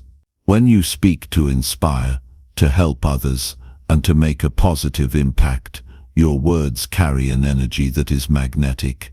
People are drawn to those who speak with a genuine desire to contribute, to make a difference, and to elevate others. When you speak with this mindset, you not only influence and inspire others, but you also create an environment where others feel empowered to speak up and share their own voices. Speaking with confidence is not something that happens overnight. It's a skill that is developed over time through practice, self-awareness, and a commitment to personal growth. It's about consistently showing up, speaking your truth, and believing in the power of your voice. When you commit to speaking with confidence, you open the door to unlimited possibilities. You become a beacon for others to follow, a source of inspiration, and a force of positive change. So step into your power, own your voice, and speak with the kind of confidence that inspires the world. Chapter 10. Trust your intuition and follow your inner guidance. When you begin to trust your intuition, you unlock a powerful force within you, one that guides you toward decisions that are in perfect alignment with your true self. Too often, we doubt ourselves, second-guessing our instincts, and relying solely on external advice or logic to make our choices. But the truth is, your intuition is one of the most reliable and potent tools you have. It is the inner compass that can lead you to places you may never have thought possible, helping you navigate challenges, seize opportunities, and make decisions with unwavering confidence. Intuition is that quiet whisper that speaks to you, even when the noise of the world is loud. It's the feeling in your gut when something feels right or wrong, and it's the sense that you're on the right path, even when the road ahead isn't fully clear. This inner guidance is not based on logic or reasoning. It's based on your own experiences, emotions, and deep understanding of who you are and what you want. When you begin to trust this inner wisdom, you stop searching for validation from others. You stop seeking approval or looking outside yourself for the answers. Instead, you start trusting your own heart, mind, and soul to show you the way forward. One of the first steps in trusting your intuition is learning to quiet the noise of the outside world. In today's fast-paced, information-overloaded society, it's easy to get lost in the opinions of others, in the expectations that society places on you, and in the endless advice and guidance that people seem so eager to offer. But in order to hear your intuition clearly, you must first create space for it. You must silence the distractions and create moments of stillness where you can connect with your inner self. Whether it's through meditation, journaling, or simply taking time each day to be alone with your thoughts, creating this space allows you to tune in to your inner voice. When you start to listen to that voice, you'll begin to notice that it speaks to you in subtle ways. It might show up as a fleeting thought, a feeling that lingers in the back of your mind, or a sudden flash of insight that feels like a revelation. But no matter how it shows up, the more you pay attention to it, the clearer it will become. Your intuition is always speaking to you. It's just a matter of learning to listen, and the more you practice listening, the more you'll realize that your intuition is a constant source of wisdom that can guide you through every decision in your life. As you start to trust your intuition, it's natural to feel some resistance. After all, we're often taught to rely on logic, facts, and external sources of validation. The idea of trusting something as abstract as your inner voice can feel uncomfortable or even risky. But in those moments of doubt, remind yourself that your intuition is rooted in your unique experiences, your values, and your deepest desires. It is not random or irrational. It's the culmination of everything that you've learned and felt throughout your life. Your intuition knows you better than anyone else ever could. It understands what you need, what will bring you joy, and what will ultimately lead you to your purpose. The more you trust your intuition, the more you'll notice that the path ahead begins to unfold with greater ease. Doors that once seemed closed will open, and opportunities will begin to present themselves in unexpected ways. When you follow your inner guidance, you start to move in alignment with your true self, and the universe has a way of supporting that. Things begin to flow in a way that feels effortless, and you start to realize that when you trust yourself, everything else falls into place. But trusting your intuition doesn't mean that everything will always be smooth sailing. Life has its ups and downs, and there will be times when you question your decisions or feel uncertain about the path you're on. This is where the real test of trust comes in. It's easy to follow your intuition when everything is going well, but what about when you're faced with challenges or setbacks? How do you continue to trust your intuition when the road ahead seems unclear? The key is to remember that intuition isn't just about the good times, it's about guiding you through all of life's experiences. Even when things don't go according to plan, your intuition will help you learn, grow, and adapt. It will help you find strength in adversity and lessons in every failure. When you trust your intuition, you are not just following a simple path, you are embracing the journey in its entirety, knowing that every step, every twist, and every turn is exactly where you need to be. Trusting your intuition also means taking responsibility for your choices. Too often, we look for external factors or people to blame when things don't go the way we want. But when you trust your inner guidance, you take ownership of your decisions. You realize that every choice you make is an opportunity to learn and grow, and even if things don't turn out as planned, you are still moving in the right direction. Trusting your intuition is about stepping into your personal power and taking full responsibility for your life. At times, trusting your intuition may require you to go against the grain, to take a path that others might not understand. But that's the beauty of intuition. It doesn't always follow the rules or the expectations of others. It's about doing what feels right for you, even when it doesn't make sense to those around you. When you start to trust your intuition, you become more willing to step outside of your comfort zone, to take risks, and to pursue what truly lights you up, even if it means going against the norm. Another important aspect of trusting your intuition is learning to embrace uncertainty. The intuitive path is not always clear, and there will be times when you don't have all the answers. But that's okay. Part of the process is learning to move forward with faith, even when you can't see the entire picture. When you trust your intuition, you're not waiting for perfect conditions or the perfect moment. You're moving forward despite the uncertainty, knowing that each step you take brings you closer to the clarity you seek. As you continue to trust your intuition, you'll also begin to see that it is connected to your greater purpose. Your intuition is not just about making the right decisions in the moment, it's about guiding you toward the life you were meant to live. It's the whisper that tells you when you're on the right path, and the pull that urges you to step out of your comfort zone and take a leap of faith.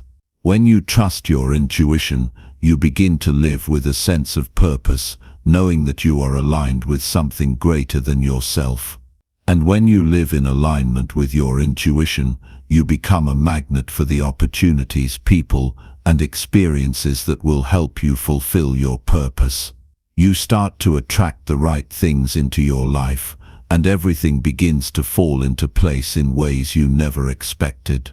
Trusting your intuition is about more than just making decisions. It's about living in harmony with your true self. It's about learning to listen to the whispers of your soul, even when the world is shouting in your ear. And when you start to trust that voice, you will find that you have all the guidance you need to create a life that is full of purpose, joy, and fulfillment. So trust yourself, trust the wisdom that resides within you, and know that when you follow your inner guidance, you are walking the path that was always meant for you. Your intuition is not something to be feared or doubted. It is your greatest ally, and it will always lead you to where you need to be. Chapter 11. Let go of distractions that hinder your focus. Every second you waste on distractions is a second stolen from your greatness, and you cannot afford to live your life on pause while the world pulls you in 1,000 directions. You were not born to be scattered, distracted, or overwhelmed by noise. You were built to focus, to build, and to rise. But none of that can happen until you make the decision to let go of the things that are stealing your energy, your clarity, and your attention. The longer you allow distractions to dominate your days, the further you drift from the life you're meant to live. If you want to become someone with laser-like focus, it starts with ruthless honesty. You need to look at your life and ask yourself, what is draining me? What am I allowing into my space that adds no value, that weakens my discipline, that pulls my mind away from my purpose? Distractions don't always scream. Some whisper, some come disguised as entertainment, comfort, or harmless habits. But over time they erode your potential. They keep you from doing the deep work, the meaningful work, the hard work that truly builds your future. You don't rise by chasing every notification. You don't grow by giving your attention to whatever is loudest in the moment. You grow by deciding that your mission matters more than your impulses. You grow by building a life where what you focus on is intentional and aligned with what you value. You grow by saying no to things that once consumed your time, and yes to the discipline that will change your life forever. Focus is not something you stumble into, it's something you fight for. Every day is a battle between what matters and what distracts. Every hour is a choice between doing what is hard but important, or doing what is easy but meaningless. If you want to win that battle, you must take control of your environment. You must create boundaries that protect your mind. You must remove the triggers that tempt you to scroll, to escape, to delay. And most importantly, you must remember that nothing changes until you do. Start paying attention to how often you get pulled away from your work. Look at how frequently you check your phone, how often you respond to distractions without thinking, how easily you get caught in loops of unproductive behavior. Awareness is the beginning of change. Once you see the patterns, you have the power to disrupt them. You can't control every distraction that comes your way, but you can absolutely control how you respond to it. You don't need to live at the mercy of every ping, every thought, every urge to check something that doesn't matter. You train focus like a muscle, and just like building your body, it requires repetition, resistance, and pain. You must practice delaying gratification. You must practice being bored and staying with it. You must practice doing one thing at a time, deeply and completely. Multitasking is a lie. It divides your power. It waters down your attention. And when your attention is diluted, your results are mediocre. Your dreams don't deserve half your effort. Your vision doesn't deserve half your energy. Give it everything, or give it nothing, but stop pretending that being busy and being focused are the same thing. Letting go of distractions also means letting go of who you were when you tolerated them. That version of you, the one who said, "Just 5 more minutes," the one who clicked out of discomfort and into convenience, the one who avoided the hard work by hiding in easy tasks, can't come with you. You have to bury that identity. You have to create a new standard for yourself, where anything that pulls you away from your highest priority is a threat to your progress. You're not just cutting out distractions, you're creating space for something greater. Space for clarity, space for discipline, space for momentum to build. Without space, you have no room to grow. And your greatness is suffocating under the clutter you've allowed to surround you. Clean your digital world. Remove the noise. Unsubscribe from the meaningless. Block the temptations. Your mind is a sacred space, and it deserves to be protected like one. There's a hidden cost to every distraction. Time lost, energy drained, focus scattered, and worst of all, confidence eroded. Because every time you break your own focus, you break a little of the trust you have with yourself. You start to question your ability to follow through. You start to doubt your strength to stay committed. And the more you do that, the weaker your self-belief becomes. But the good news is, the opposite is also true. Every time you resist distraction and stay on task, you reinforce a powerful truth. You are in control. You are disciplined. You can trust yourself to show up and do the work. And the people who win in this life, the ones who achieve, who rise, who make a lasting impact, are the ones who take back control of their focus. Not because it's easy, not because they're superhuman, but because they made a decision: I will no longer be ruled by things that don't serve me. I will no longer let my time be stolen by things that don't grow me. I will no longer trade long-term success for short-term comfort. Every moment you're focused, you move closer to mastery. Every moment you're distracted, you drift. So the question is simple: do you want to drift, or do you want to dominate? You can't have both. You have to choose. You have to build a life where your daily habits are aligned with your deepest values, where your actions reflect your commitment to your vision, where your environment supports your focus instead of sabotaging it. And don't just rely on motivation. Build systems. Create rules that protect your time. Schedule deep work. Set limits. Use tools if you have to. But don't rely on willpower alone. Willpower is temporary. Systems are sustainable. Your environment must be structured for success. Eliminate access to your biggest distractions.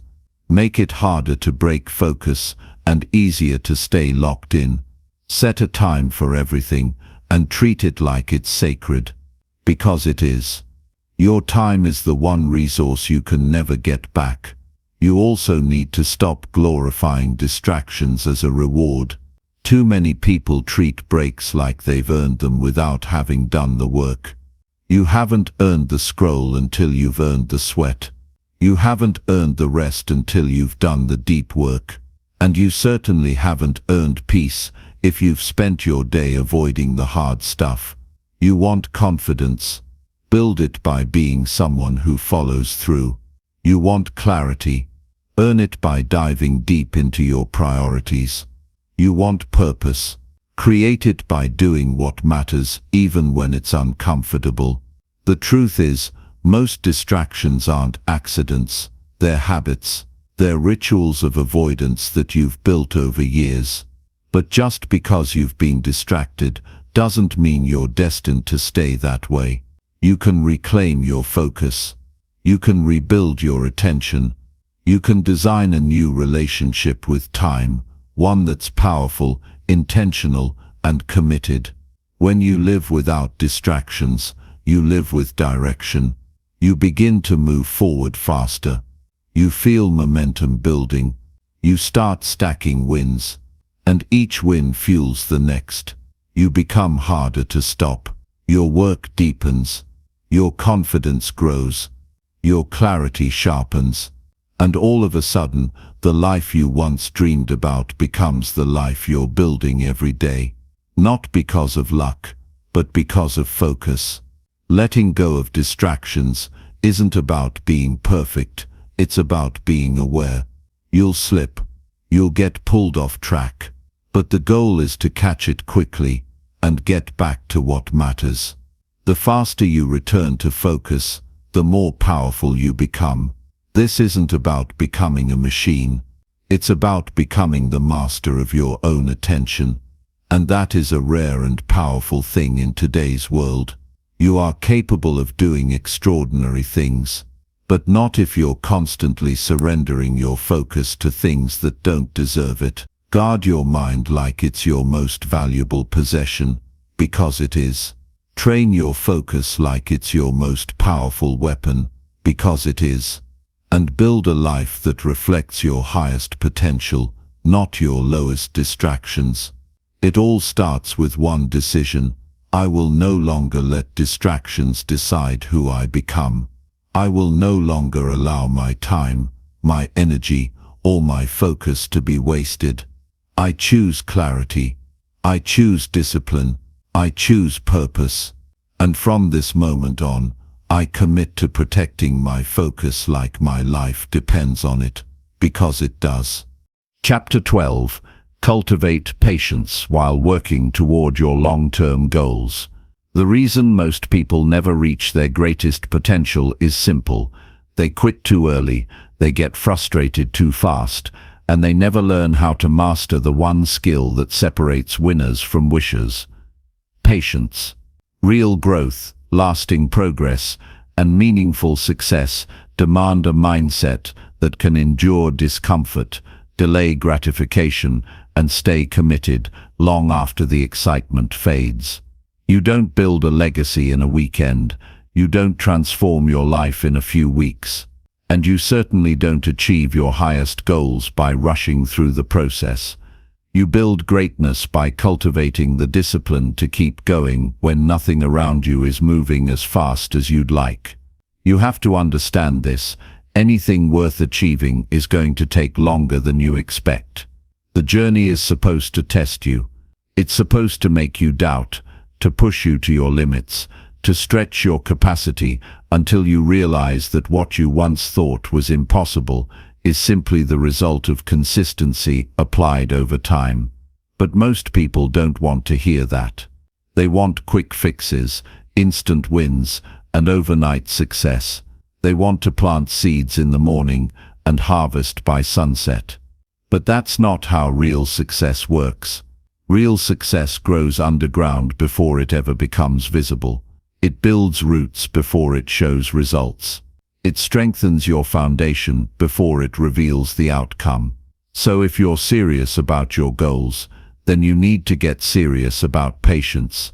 Not passive waiting, but active, focused, persistent effort, day after day, whether it's glamorous or not. You need to accept that long-term success doesn't come from chasing motivation.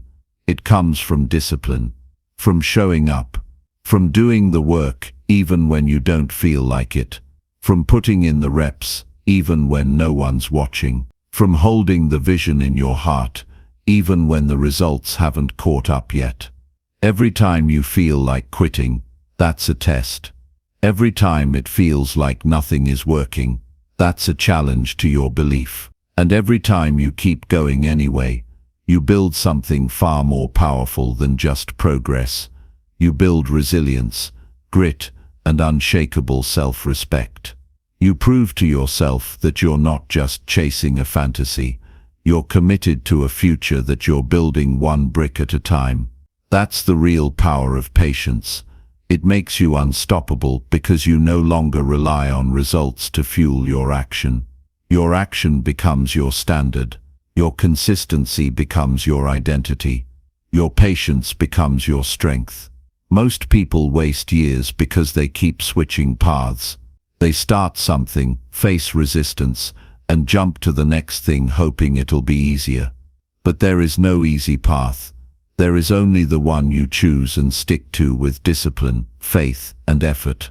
Every time you restart, you delay your finish. Every time you change direction out of frustration, you lose momentum. Patience is what keeps you grounded in the face of delay. It keeps you focused when progress is slow.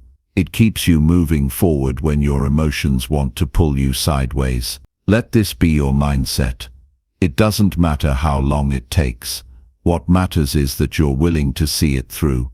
Whether it takes months, years, or decades, you're here for the long game. You're not chasing the finish line. You're becoming the kind of person who refuses to stop until the mission is complete. You wake up with clarity, not urgency. You work with purpose, not panic. You stay steady when others rush and crumble. Patience isn't weakness, it's power. It's the ability to delay gratification while staying fully committed to the process. It's the strength to keep building even when it seems like nothing's changing. It's the discipline to keep showing up even when it's boring, lonely, or difficult. It's what separates those who talk from those who execute. Because anyone can be excited for a week. Anyone can grind for a month. But only the patient keep going until the vision is reality. You need to learn how to trust the process, even when the process is slow. You need to remind yourself that time is a multiplier, not a limiter. The longer you stay focused, the greater the results you'll build. Your job is not to speed up time, it's to use time. To fill every day with effort, to stack every week with discipline, to build every month with intention. Progress is invisible at first, but it's never wasted. Every rep counts, every step forward compounds, every ounce of effort accumulates into a future that belongs to the patient and persistent. Stop expecting the reward without the wait. Stop chasing success like it's supposed to come on your timeline. Stop thinking something is wrong just because it's taking time. Nothing is wrong. This is how it works. This is how all great things are built. Slowly, quietly, repetitively, through failure, through doubt, through setbacks, through days where you question everything but still refuse to stop. You must understand that patience is a decision. It's not a feeling. You don't wait because it feels good. You wait because it's necessary, because the alternative is quitting, because giving up is not an option when you truly care about what you're building. Impatience will destroy your momentum. It will fill your mind with doubt. It will make you question yourself, your goals, and your worth. But when you practice patience, you reclaim your power. You remind yourself that time is on your side, not against you. That growth takes time. Mastery takes time. Transformation takes time. And you're willing to pay that price. You need to commit without conditions. No more waiting for motivation. No more demanding fast results. No more letting time discourage you. You're not in this to impress anyone. You're not in this to post highlight reels. You're in this to build something real. And real things take time. So breathe, focus, lock in, and keep moving forward. Even if it's slow, even if it's hard, even if no one sees the work. Keep moving. One day, your patience will pay off. One day, you'll look back and realize that every delay had a purpose. That every slow season was shaping you. That every moment of stillness was preparing you for something bigger. But only if you keep going. Only if you don't give up. Only if you understand that your long-term goals require long-term commitment. You are planting seeds today that will feed your future. And you don't need applause. You don't need validation. You don't need fast results. You need endurance. You need faith. You need patience. So write this into your identity. I am someone who stays. I am someone who finishes. I am someone who plays the long game. Let others rush. Let others quit. Let others get distracted. But not you. You're locked in. You're focused. You're committed. And no matter how long it takes, you will keep showing up. You will keep doing the work. You will keep believing in what you're building.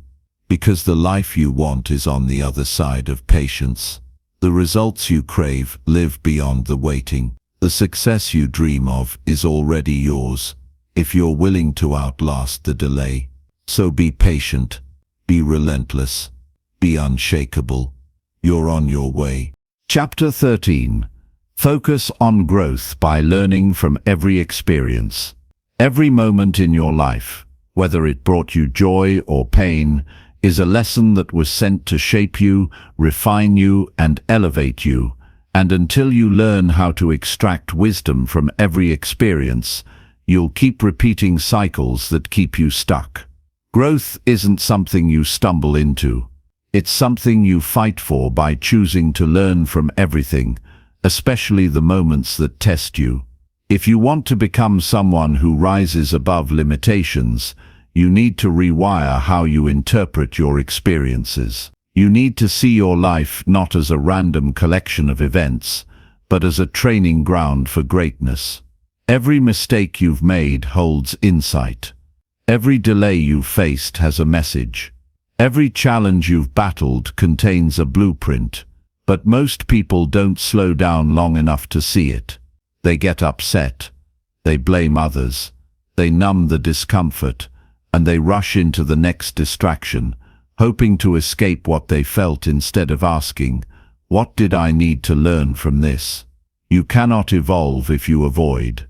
You cannot grow if you deny the lesson. Life will not stop throwing tests at you until you decide to stop reacting and start reflecting. You want to be powerful? Then stop wishing life were easier and start becoming someone who can handle more. That kind of growth requires the courage to look at every experience with brutal honesty. Why did it hurt? Why did it fail? Why did I hesitate? Why did I settle? Ask better questions and life will give you better answers. Real self-development doesn't come from reading quotes. It comes from taking a hard look at your life, seeing where you went wrong, owning your decisions, and using the experience as fuel to rise stronger. If you only value wins, you will miss the wisdom in the losses. If you only cherish ease, you'll never appreciate the strength built through struggle. You grow when you stop running from reality and start listening to it. What is your life trying to teach you right now? Are you ignoring the patterns that keep showing up? Are you avoiding the lessons that discomfort reveals? Stop playing the victim and start acting like the architect. Your experiences are not curses. They're your curriculum, and your job is to study them, understand them, and transform because of them. You have to let go of the illusion that you need to be perfect. You don't. You just need to be honest. Every experience, even the ones you're ashamed of, can be transformed into wisdom if you own them fully. Stop hiding from your failures. Stop pretending the pain didn't change you. Use it. Leverage it. Let it sharpen your perspective and deepen your discipline. There's power in your scars, but only if you stop pretending they don't exist. Growth comes when you stop hiding behind who you were and start leaning into who you're becoming. Start looking at everything through the lens of development. If someone disrespected you, learn to set better boundaries. If you failed to follow through, identify the habits that sabotaged you. If you hesitated in a moment of opportunity, figure out where fear still controls you. That's growth. That's how you level up.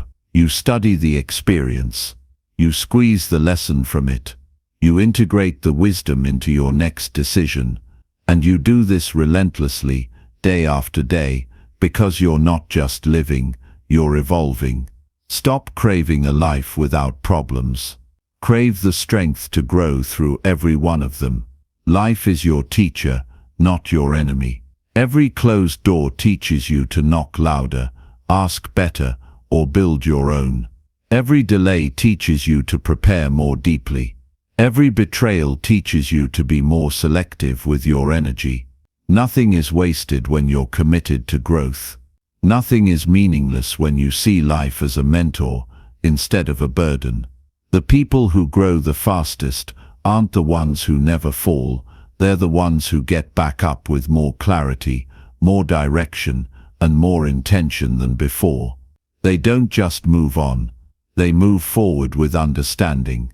They don't just try again, they try wiser. They don't just hope for better, they become better. And you can too.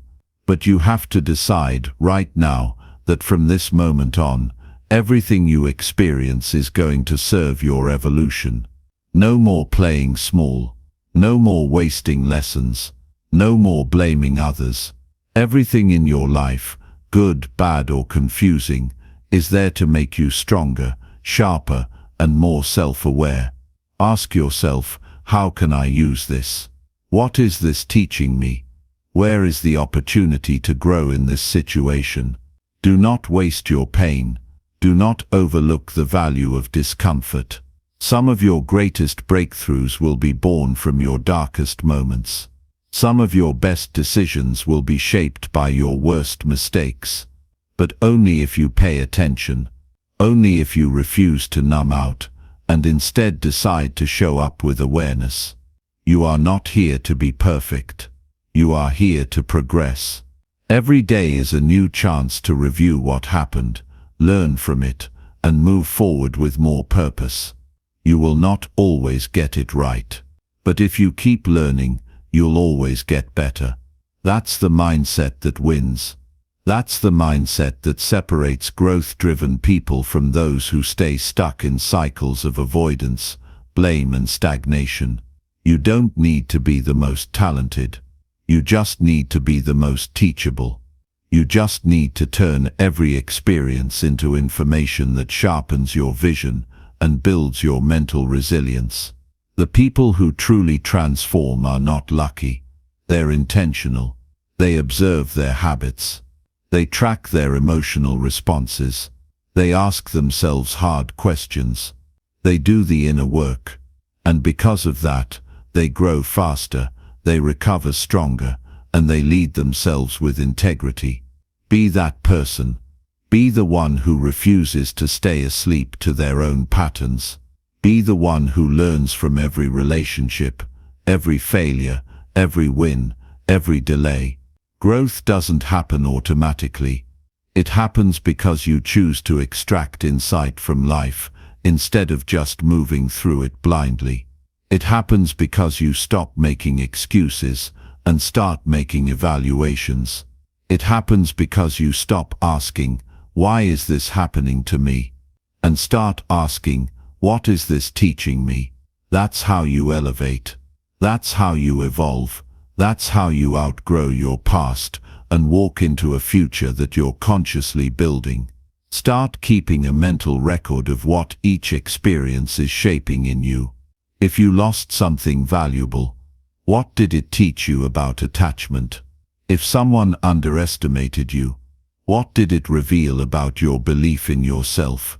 If you've been stuck in the same cycle, what decision are you avoiding that could finally break the pattern? These are the questions that matter. These are the questions that open the door to real growth. And the more you ask them, the more power you gain over your future. Your mind must become a student of your life. Your awareness must become your weapon. And your decisions must be guided by reflection, not emotion. It's easy to react. It's harder to review.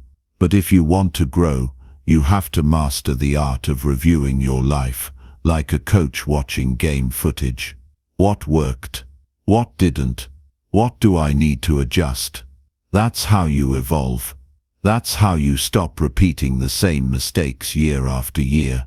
That's how you become someone who turns life into a personal development course with no off switch.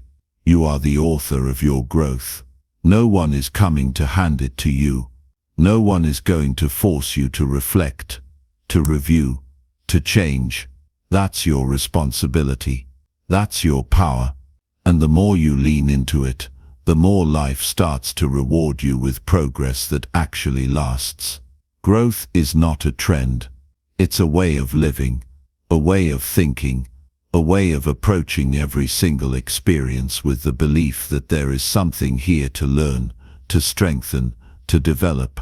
And when you truly adopt that belief, nothing in life can break you, it can only build you. Chapter 14. Build mental toughness through discipline and persistence. Most people want results, but very few are willing to suffer through the grind that builds the mental toughness required to actually earn them. They want to be confident, but they don't want to endure the failures that forge unshakable belief. They want to be unstoppable, but they avoid the very struggles that develop persistence. That's the truth no one wants to hear. Mental strength isn't gifted. It's built, and it's built through consistent, disciplined action when it's hardest to keep going. Mental toughness is forged in the fire of repetition. You train it every time you get up early when your mind tells you to sleep. You grow it when you show up for your goals on the days you feel least motivated. You build it by choosing responsibility over comfort and progress over excuses. It's not built in a moment of inspiration. It's earned through 1,000 small choices that no one sees, when no one is clapping for you, when no one is pushing you, when quitting would be easier, but you don't. That's where real toughness lives. Discipline is the foundation of every great achievement. Without it, talent is wasted. Without it, vision fades. Without it, your potential rots. Discipline isn't about being perfect. It's about being consistent, even when you're not at your best. It's about showing up to your priorities when distractions are screaming louder than your purpose. The difference between people who live on repeat and those who evolve is how disciplined they are when life gets heavy. Some fold, some fight, some freeze. But those who keep moving forward, even inch by inch, those are the ones who win. You can't build mental toughness by taking the easy route. Every shortcut weakens your edge. Every excuse delays your progress. Every time you retreat from discomfort, you rob yourself of growth. Persistence means you keep showing up through boredom, fatigue, frustration, and doubt. It means you don't ask whether it's working yet, you trust that it is. You keep going, not because it's easy, but because you know the payoff is in the perseverance. You stay loyal to the process even when results are invisible. Everyone wants the final chapter, but few are willing to write every painful page that comes before it. Real mental strength is learning to push through the days when nothing feels like it's working. It's about grinding when the excitement is gone. It's about believing in the vision even when no one else sees it.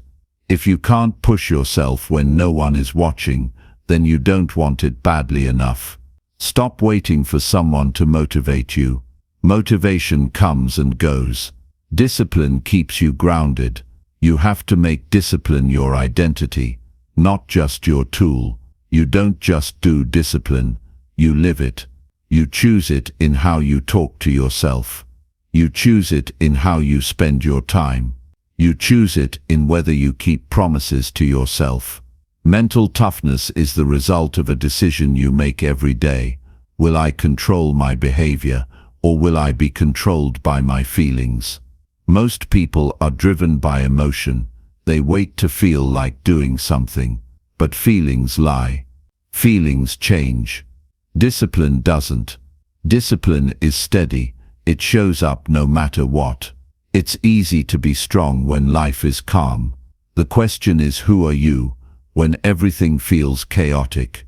Can you still execute when you're tired? Can you stay focused when you're overwhelmed? Can you stay on your path when it seems like nothing is working?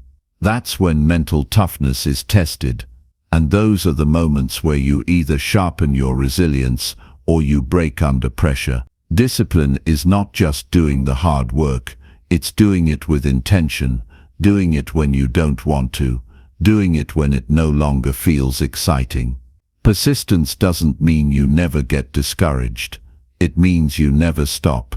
It means you have every reason to quit, but you keep pushing forward because deep down you know that success isn't for the convenient. It's for the committed. It's for the obsessed. It's for the disciplined few who understand that growth doesn't happen by accident. It happens when you're willing to endure more, stay longer, and repeat the fundamentals until they become part of your DNA. You want mental toughness? Stop negotiating with your weaknesses. Stop listening to that voice that says, it's okay to skip today, or you can do it later. Every time you choose comfort over commitment, you strengthen the part of you that gives up, and that part will grow louder.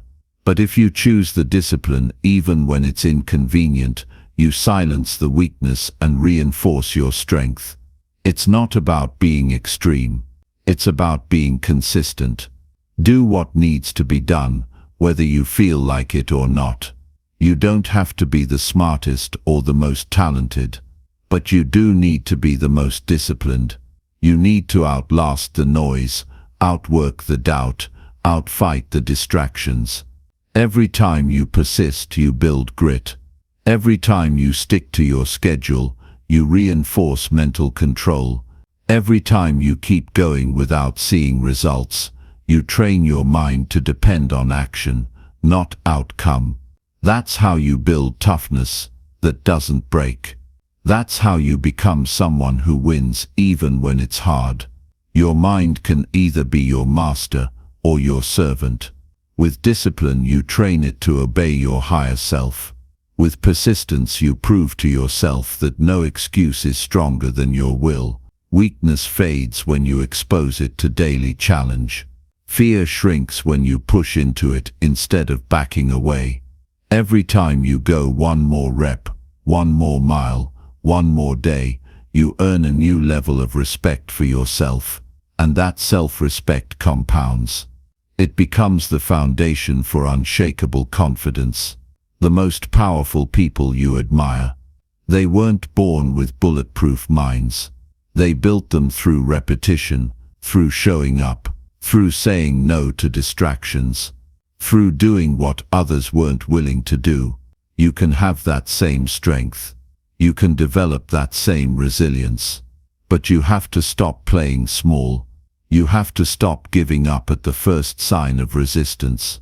Start showing yourself who you are. Not with words, not with motivation, with action. Wake up with discipline. Go to bed with intention. Spend your day pushing yourself to stay focused when your mind wants to wander. You're not weak, you're just undertrained. You're not broken, you're just distracted.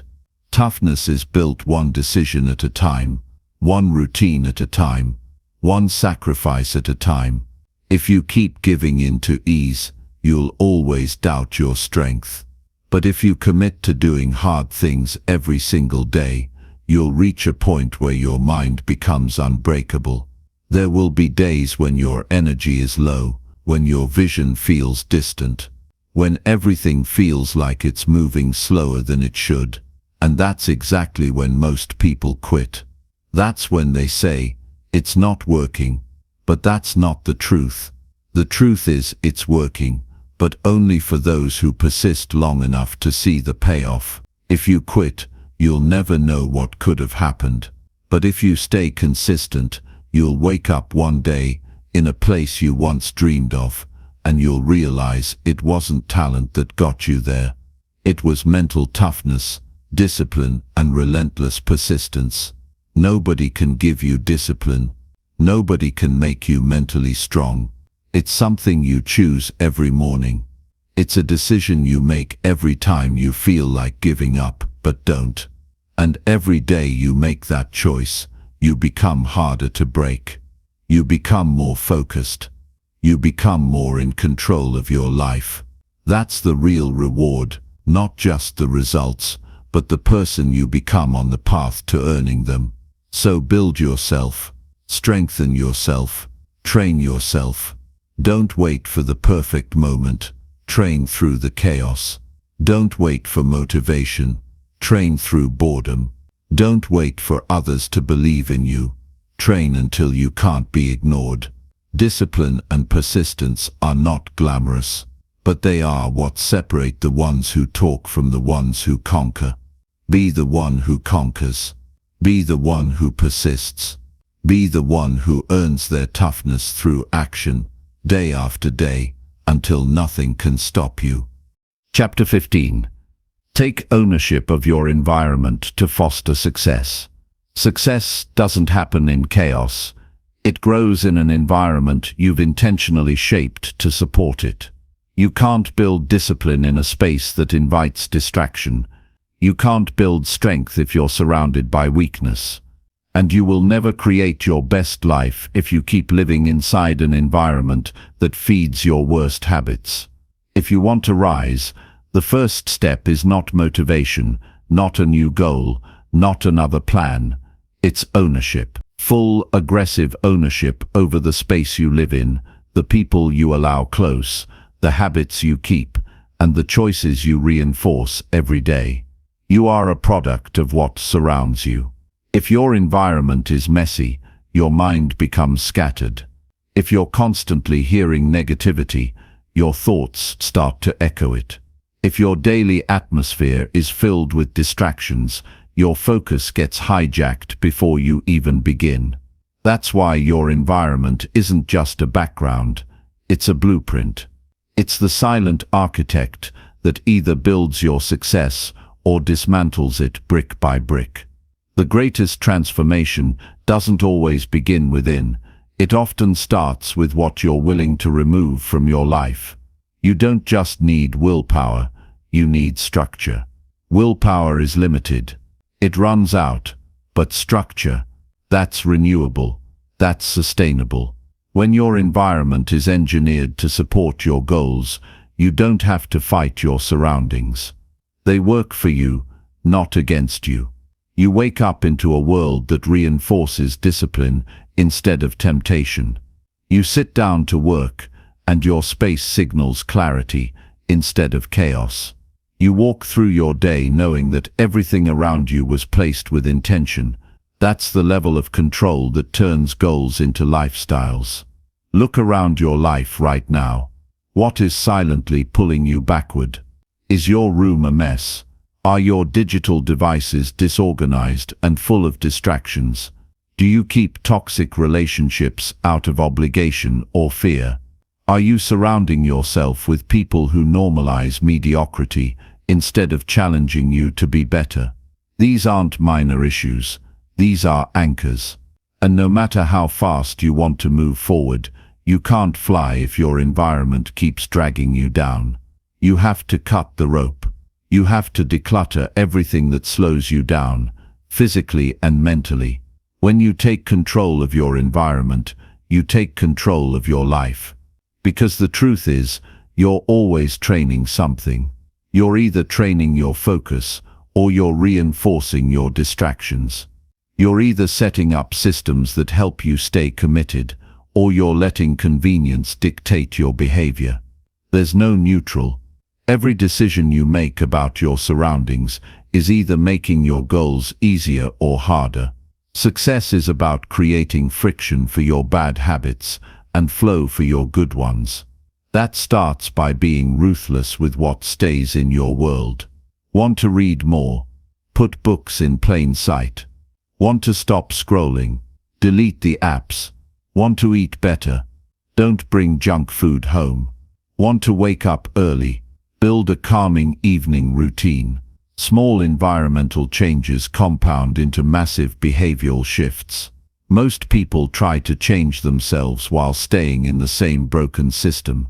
That's like planting a seed in toxic soil and expecting it to grow. It won't. The seed isn't the problem. The environment is. Fix the soil, and the seed can finally become what it was meant to be. Your environment includes people too. And this might be the hardest truth of all. If the people around you don't challenge you, they are limiting you. You can't soar around those who crawl. You can't dream big while living among those who mock ambition. You can't talk discipline in a room where excuses are applauded. You have to upgrade your circle with the same discipline you apply to your goals.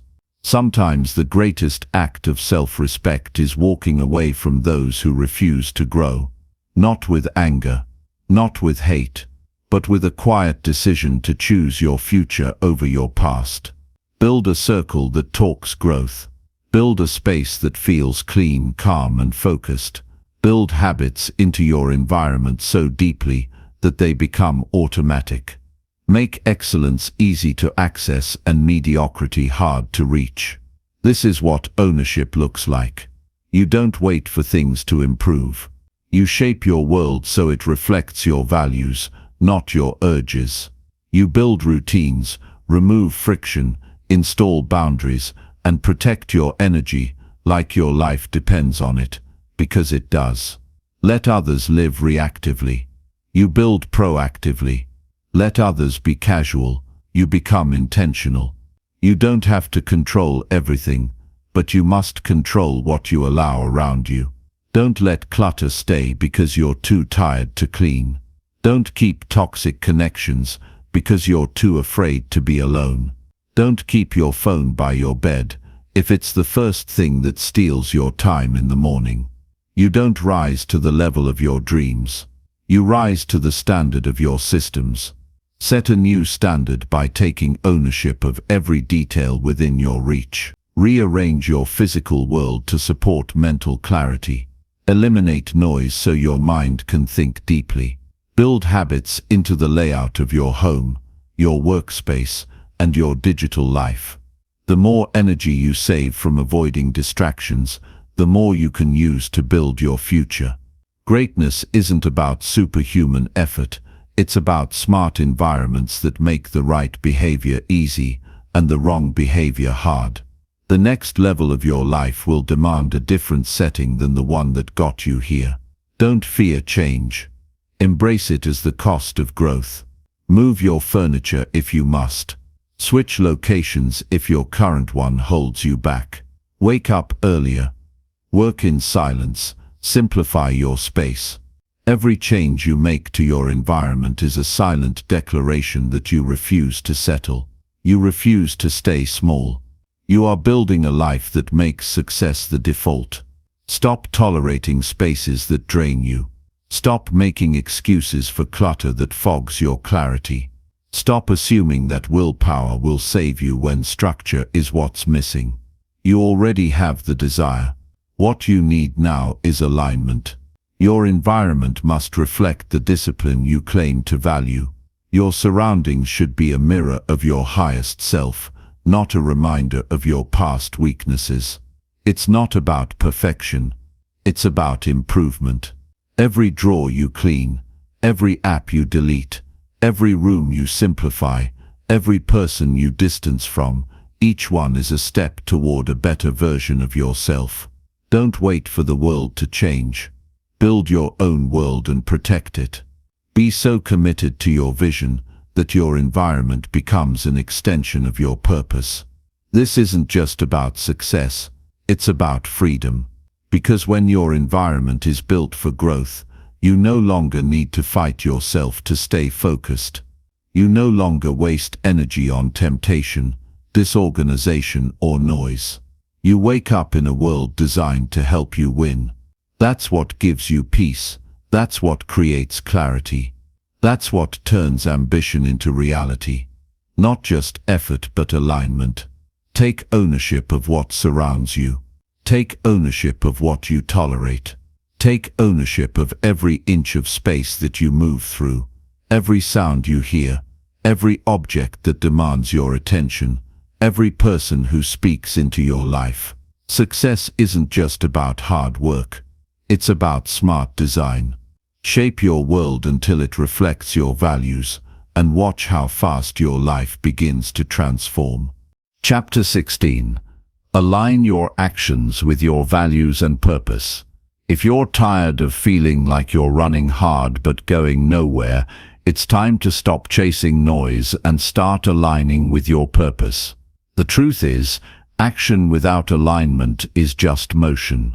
You can hustle every day, fill your calendar with tasks, grind from morning to night, and still feel empty if your actions are not rooted in your values. You don't just need to move, you need to move in the right direction. That direction must be defined by your principles, not by pressure. It must come from your soul, not from social trends. When your actions match your values, life starts to feel real. It starts to feel like it actually belongs to you. That's when progress begins to feel purposeful. So many people live misaligned.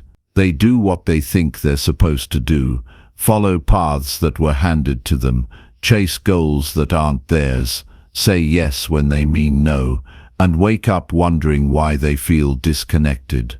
It's because their outer life and inner truth don't match, and that mismatch creates pain. It creates restlessness. It creates burnout. You were never meant to abandon your values just to keep up with the world. You were never meant to water down your truth to fit into someone else's idea of success. Your purpose isn't outside you, it's built into your being. And every time you act against it, you weaken your own foundation.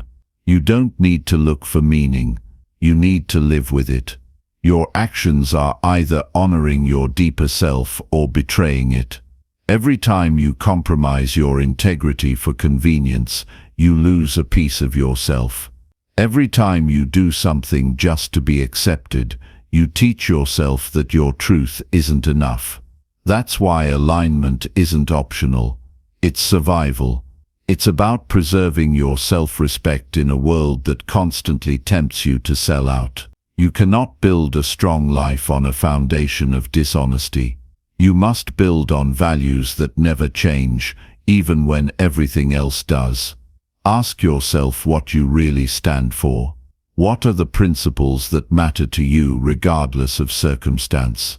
What are the truths you would defend even if no one agreed? What is the vision that keeps calling you even when it's inconvenient? Now take a look at your actions. Are they aligned? Are your choices reflecting your deepest beliefs? Are your daily routines built around your purpose? Or are they shaped by fear and distraction? If your calendar doesn't match your convictions, that gap will cost you. Maybe not today, but eventually it always does. You cannot live a powerful life if your behavior is rooted in fear, guilt, or people-pleasing. You must choose to live boldly and act in ways that reflect your inner code. This means saying no when it's unpopular. This means making sacrifices for the long term. This means being honest when it would be easier to hide. And this means building discipline around what truly matters, not around what's trendy or easy, but around what's meaningful and enduring. The more your actions reflect your inner truth, the more peace you'll feel even in the middle of challenges. Alignment isn't about perfection. It's about consistency. You will make mistakes. You will have off days. You will fall into old patterns sometimes. But the goal is to always come back to your values, to use them as your anchor and compass. Your values are the map. Your purpose is the destination. And your actions are the steps. If you don't check your map often, you'll end up somewhere you don't belong. You'll wake up one day successful in someone else's life, living someone else's dream, wondering why you feel so lost. That's the cost of ignoring alignment. Look at how you spend your time. Does it reflect what you say is important to you? Look at how you speak to people. Does it reflect the kind of character you want to have? Look at how you handle adversity. Does it reflect the strength you claim to be building? Integrity isn't just about being honest with others, it's about being honest with yourself. And the deepest form of self-respect is acting in ways that match what you believe. When your actions align with your purpose, your life starts to make sense. You stop questioning your worth. You stop seeking approval. You stop feeling like you're lost in a crowd because you're finally walking your own path. The world will try to distract you. It will tell you to chase speed instead of meaning. It will tell you to compare instead of create. It will tell you to fit in instead of standing tall. But when you live aligned, none of that noise matters. You stop reacting and start responding. You stop surviving and start building. You stop running from yourself and start living from your core. And that's when your power shows up, not in fake confidence but in quiet strength. Not in noise but in depth.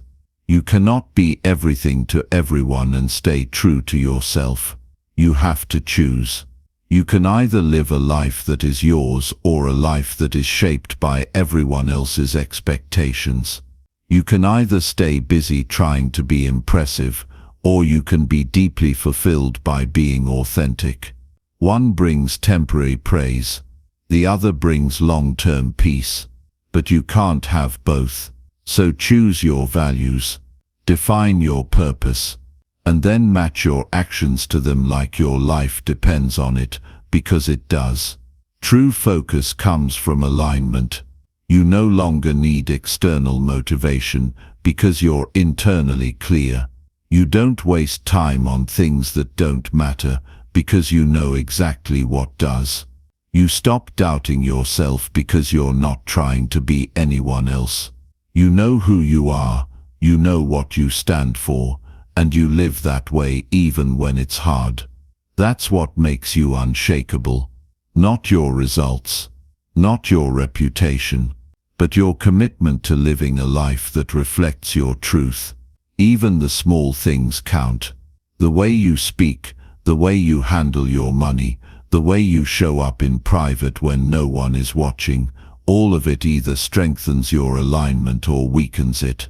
That's why you must be mindful in every area. Don't just talk about discipline, live it. Don't just talk about kindness, practice it. Don't just talk about purpose, act on it. Every step you take is either leading you closer to who you want to become or taking you further from it. Stop looking outside for direction. The truth is already inside you. Your job is to remove the noise, strip away the layers of conditioning, and get back to your core. From that place, build a life that honors your unique vision. Don't copy anyone. Don't try to replicate someone else's path. Your values are yours for a reason. Your purpose is tailored to your soul, and your alignment is the bridge that connects them to real action. Every time you act out of alignment, you feel it. You feel it in your gut. You feel it in your mind. You feel the stress, the confusion, the fatigue. That's your soul telling you something is off. And every time you act in alignment, you feel a deep calm, even when things are hard. You feel peace because your mind and heart are on the same page. That's the feeling of living right. That's the reward of choosing integrity over convenience. There is no shortcut to fulfillment. You have to earn it by living truthfully, not just in public but in your private choices. Not just when it's easy, but especially when it's hard. The more you do this, the stronger you become. You stop being fragile. You stop being reactive. You start living with grounded power. Because you're no longer controlled by circumstances, you're guided by values.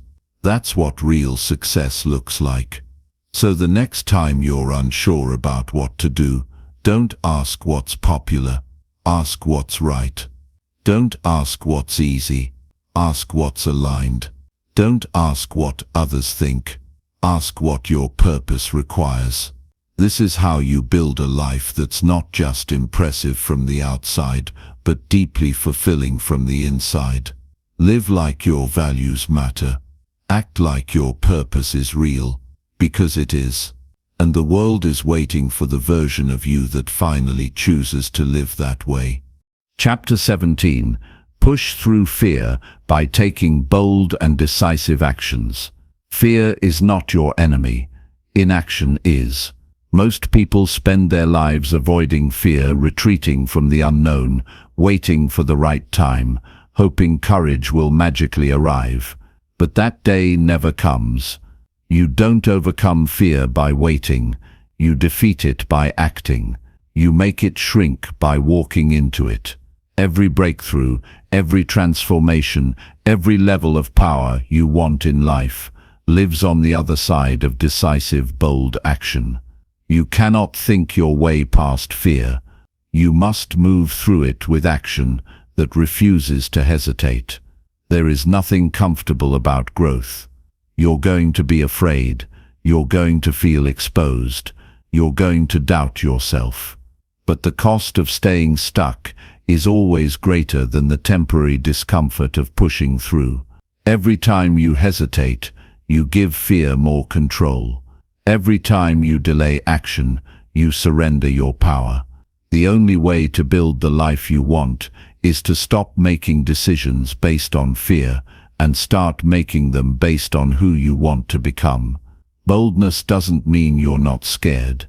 It means you act despite the fear. It means you look at the thing that intimidates you and move anyway.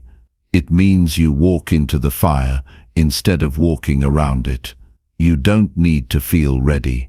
You don't need to feel confident. You just need to decide that your future matters more than your comfort. You just need to care more about becoming who you're meant to be than protecting who you are right now. Playing it safe will never lead to greatness. Only action does. The kind of action that others avoid. The kind that makes your heart race. The kind that separates those who live fully from those who just survive. You will never eliminate fear completely, but you can train yourself to stop obeying it. You can train your mind to act when it wants to freeze. You can train your heart to lean in when everything inside of you wants to back down. The longer you avoid what scares you, the more power it has over you. But when you step into it, you discover something new. Your strength. You begin to realize that fear is just a signal, not a stop sign.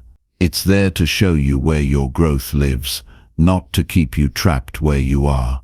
The people you admire, the ones who've done what you want to do, they weren't fearless, they were just done being controlled by fear. They reached a point where staying the same was more painful than taking the leap. They made a choice. You have that same choice. You can continue sitting on the sidelines, watching your potential fade, or you can step up, speak up, move forward, and change everything. It only takes one bold moment to rewrite the story you've been stuck in. Decisiveness is power. When you hesitate, you lose momentum. When you overthink, you waste energy. When you analyze endlessly, you create imaginary problems that don't exist. But when you decide and act, you generate clarity.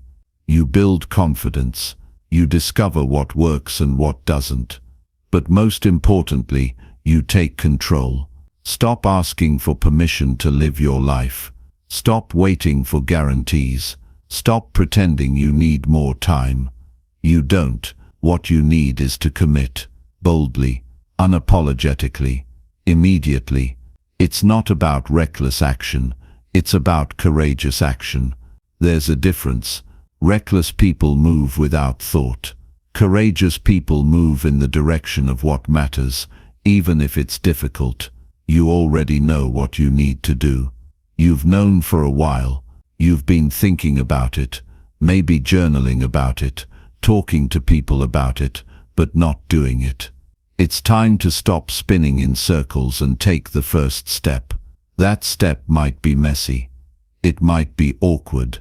It might even feel wrong. But it's forward, and forward is all that matters.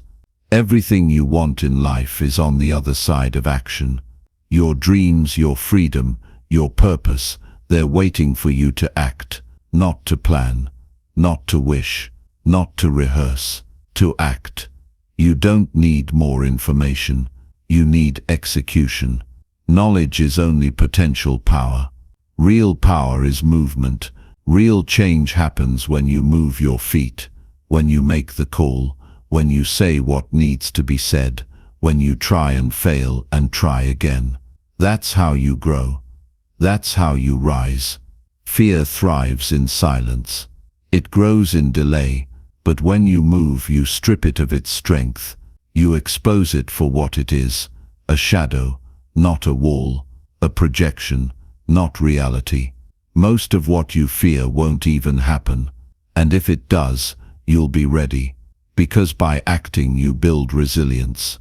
By stepping forward, you prove to yourself that fear doesn't have to stop you. You don't need to be fearless. You just need to be willing to be uncomfortable, willing to be wrong, willing to try. That willingness is everything. The moment you act, something inside you changes. You become someone different. You're no longer a prisoner of hesitation. You're a builder, a fighter, a leader of your own destiny. Every bold decision is a vote for the person you're becoming. Every time you take action while afraid, you train your mind to trust your strength. And over time, that becomes your new default. Not fear, but forward motion. Not doubt, but discipline. There will be setbacks. There will be moments when fear hits harder than ever. But now you know how to respond. You don't collapse. You don't hide. You don't spiral. You anchor yourself in action. You use fear as fuel.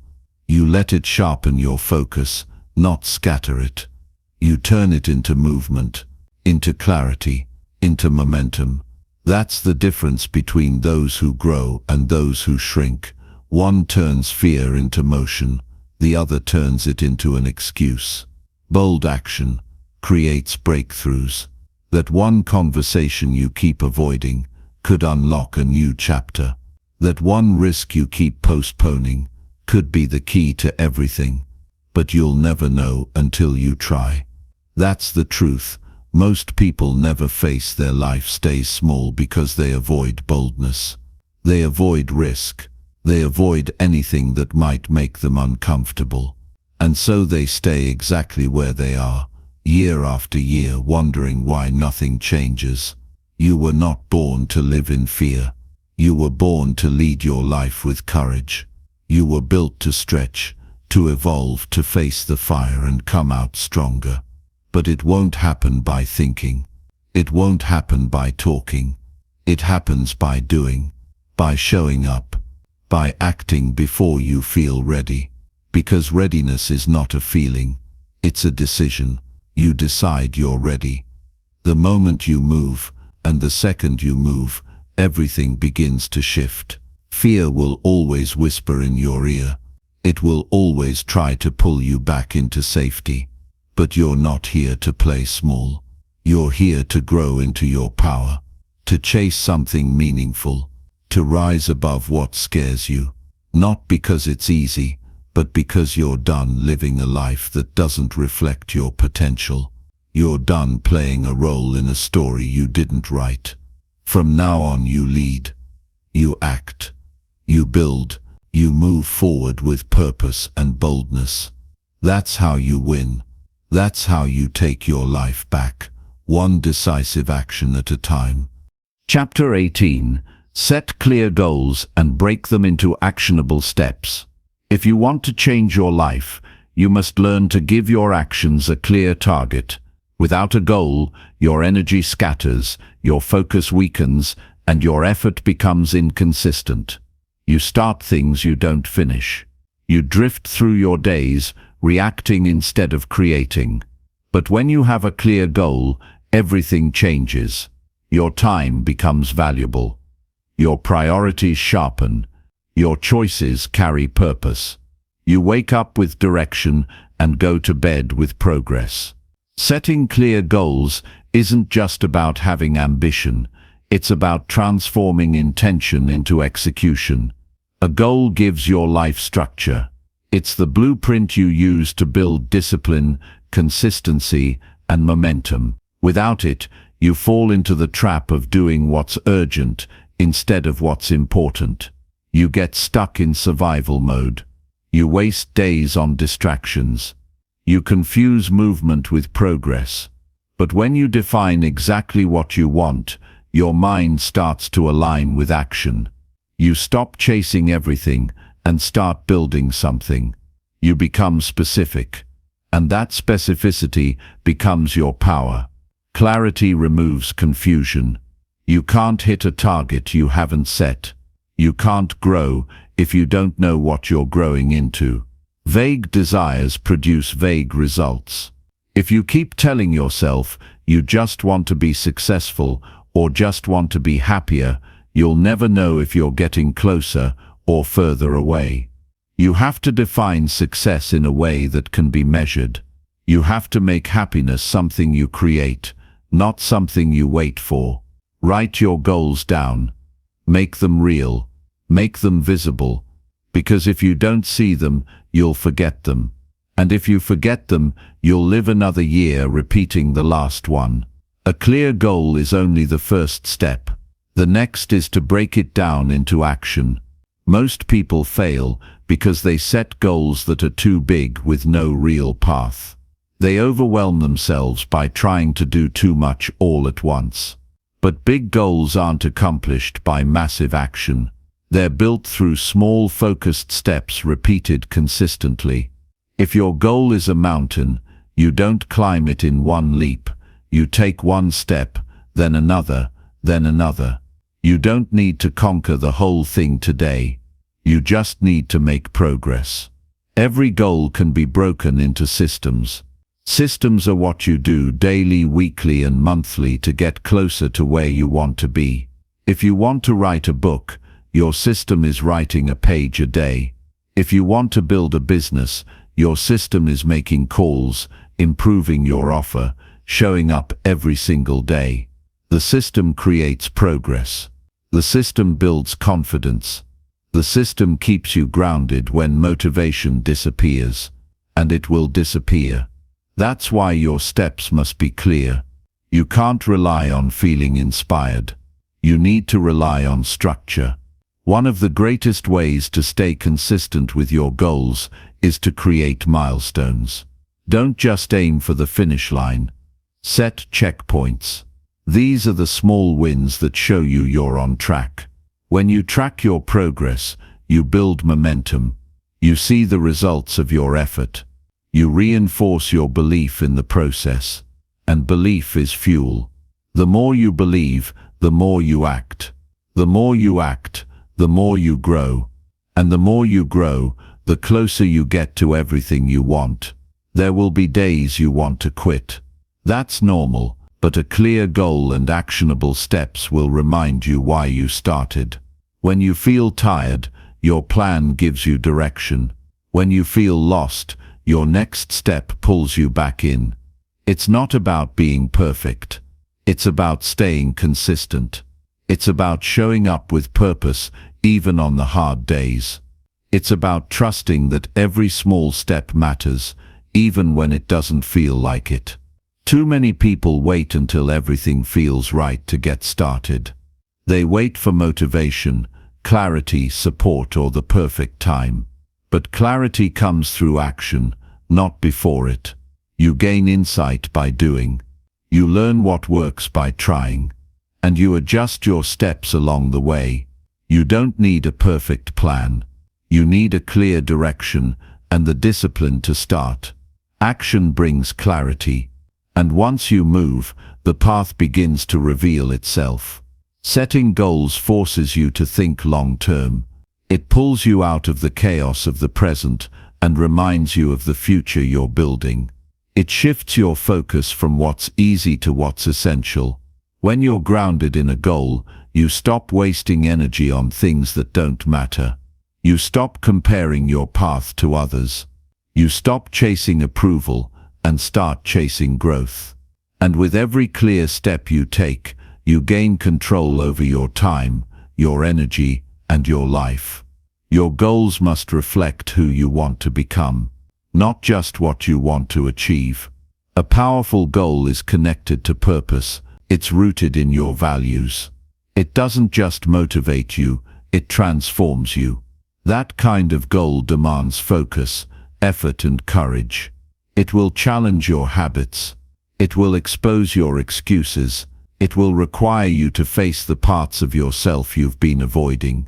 But in that process, you'll become someone stronger, clearer, and more capable. Make your goals impossible to ignore. Write them on your wall. Read them every morning. Talk about them with people who believe in you. Obsess over them. Feed your focus. And when you start drifting, return to the plan. Return to the steps. Return to the system that will carry you through the noise. The moment you treat your goals casually, you start losing momentum. But when you treat them like a mission, you ignite the fire to keep moving forward. Small steps compound. One call, one workout, one page written, 1 hour of focused effort. Over time, these moments create transformation. But only if you stay committed. Only if you refuse to give up when it gets hard. Only if you hold yourself accountable to the process. Your life doesn't change when you set a goal. It changes when you start living in alignment with it daily. You don't rise by luck. You rise by strategy. You rise by planning your steps and then acting on them. You rise by turning your time into something meaningful. And that starts with intention. That starts with defining exactly what you want and reverse engineering it into doable, trackable actions. If your goals feel too big, break them down further. If the plan feels unclear, simplify it. You don't need complexity. You need clarity. One step at a time. One task each day that moves the needle forward. That's how you create results. That's how you separate yourself from those who only wish and hope and talk. You act. You build. You move forward, no matter how slow, because you know where you're going and why it matters. You can't outsource your ambition. No one is going to build your life for you. No one is coming to rescue you from mediocrity. It's on you. And that's a good thing, because it means you have the power to shape your future. Right now, with your choices, with your actions, with your habits. You don't need permission. You need a decision. And once you decide, you need a plan. And once you have a plan, you need relentless execution. There will always be distractions. There will always be reasons to postpone. But your goal should burn brighter than your excuses. Your vision should be so clear that nothing can pull you off course. Not opinions, not fear, not setbacks. You lock in, you commit, you move forward with discipline, not just for a few days, but for as long as it takes. Because you're not chasing comfort, you're chasing greatness. And that kind of chase requires direction, structure, and unwavering action. If you're serious about leveling up your life, start treating your goals like non-negotiables. Stop waiting to feel ready. Stop letting fear dictate your pace. Stop hiding behind indecision. Decide what you want. Break it down. Take the first step, then the next. The journey will test you, but it will also build you, and in that process, you'll discover that you've had the power all along, not just to set a goal, but to reach it, live it, and become the person who made it real. Chapter 19. Reflect daily to understand your growth and mistakes. You will never understand your true power unless you pause long enough to recognize how far you've come and how much further you can go. Reflection is the secret weapon of the relentless. It's the daily check-in that keeps you sharp, humble, and intentional. While the world celebrates hustle and movement, the ones who evolve fastest are the ones who take time to evaluate. Because speed means nothing if you're running in circles. Progress means nothing if you don't know why it's happening, and you can't fix what you're not willing to look at. Every day carries lessons, but most people rush past them. They repeat the same decisions, make the same mistakes, and wonder why nothing's changing. Reflection is how you break that cycle. It's how you separate noise from signal. When you build the discipline to review your day with honesty, you begin to notice the subtle patterns shaping your life. You spot what's working and what's silently dragging you backward. You recognize what needs to be improved, not next month, not next year, but right now while it's fresh, while it still matters. Self-reflection is not about guilt. It's not about self-judgment. It's about clarity. You're not reflecting to beat yourself up. You're reflecting to lift yourself up. It's about having the courage to face your truth, even when it's uncomfortable. Because hiding from your flaws won't make them disappear.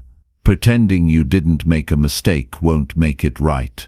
Growth demands that you face the full reality of your choices, with no filter and no excuses. When you sit down at the end of the day and ask yourself, what did I do well today? What did I learn? What could I have done better? You are actively shaping your mindset. You are giving your brain direction. You're rewiring your instincts to chase awareness instead of autopilot. And the more you practice this, the sharper you become. You don't let days go to waste. You don't get stuck in loops. You become intentional with your energy. You hold yourself to a higher standard. You don't need an hour to reflect. You just need 5 minutes of radical honesty. 5 minutes with no distractions, no justifications, no lies. Because if you can't be honest with yourself, you'll never build the internal power it takes to lead yourself.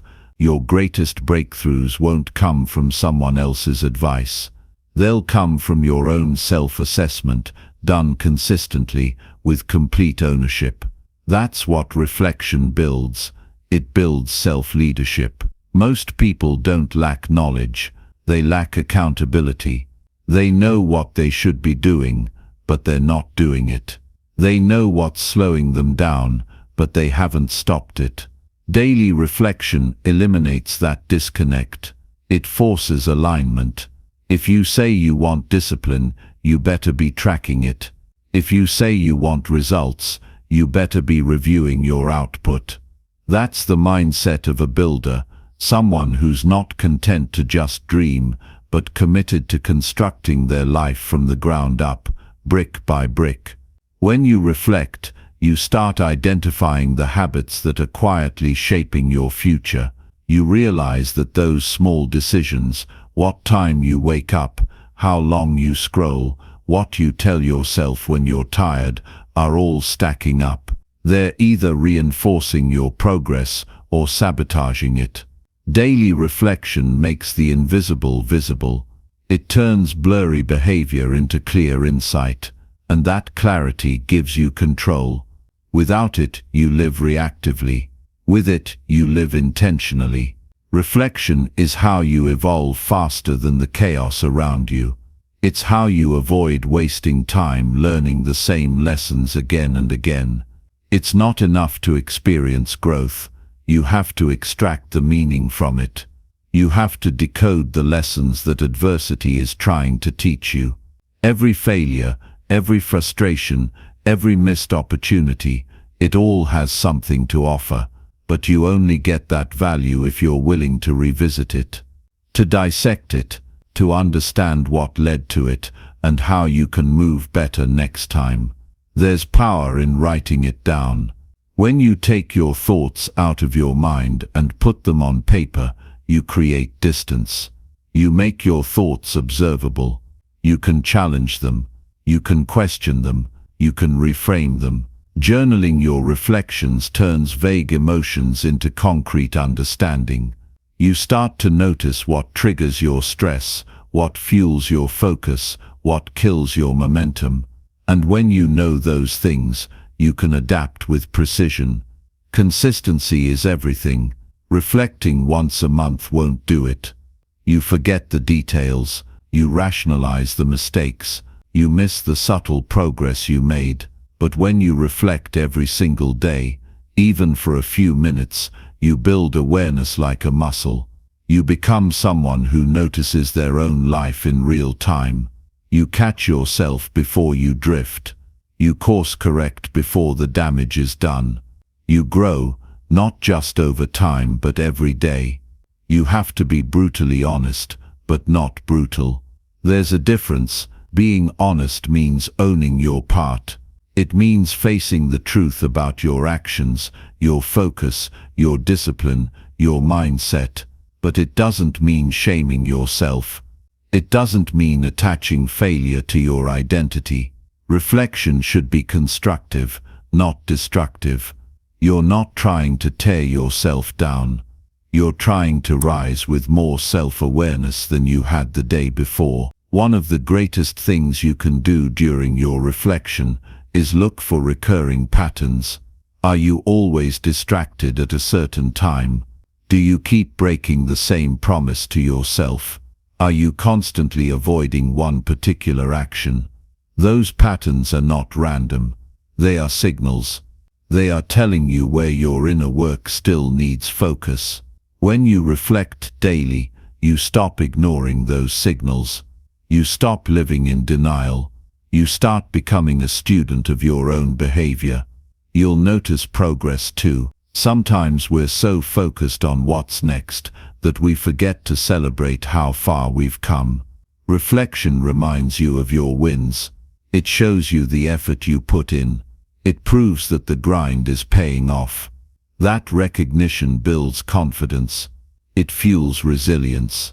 When you know that your hard work is creating change, you become unstoppable. You trust the process. You trust yourself. The discipline to reflect is rare, and that's why it's powerful. Most people don't want to sit with themselves. They don't want to think about the day, because it means facing what they didn't do. But if you can develop the courage to reflect, you will develop the strength to rise. You'll never get stuck for long. You'll never lose yourself completely. Because even when you slip, your awareness will pull you back. That's what daily reflection creates. An inner compass, a voice that keeps you grounded when the outside world gets loud. You won't get it perfect every time. You might skip a day. You might avoid a painful truth. But don't stop. Keep returning to the mirror. Keep asking the hard questions. Keep choosing growth over comfort. Because every day you reflect, you sharpen your edge. You build wisdom. You build emotional intelligence. You train your mind to work with you instead of against you. If you really want to transform your life, stop waiting for external changes and start developing internal clarity. That clarity comes from reflection. That growth comes from knowing yourself, your strengths, your weaknesses, your patterns, your power. The more you know yourself, the less you fall for distractions. The less you waste time chasing things that don't align with your values. The less you settle for mediocrity. You start making decisions that are rooted in awareness, not impulse. Reflection turns pain into purpose, mistakes into fuel, challenges into training. You realize nothing was wasted. Every setback became a setup. Every loss taught you how to win. But you only see that if you take the time to look. You only feel that when you stop running and start reviewing. Your greatest teacher is your own experience, but only if you study it. So tonight, before you sleep, pause for 5 minutes. Ask yourself, what did I learn about myself today? Where did I show strength? Where did I fall short? What can I do better tomorrow? And then make a plan. One small change, one adjustment, one new action.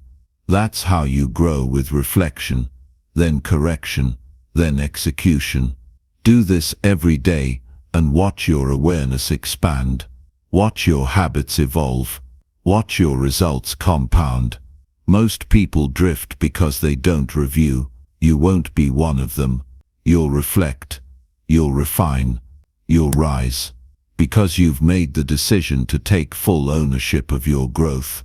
Not just once in a while, but every single day. Chapter 20.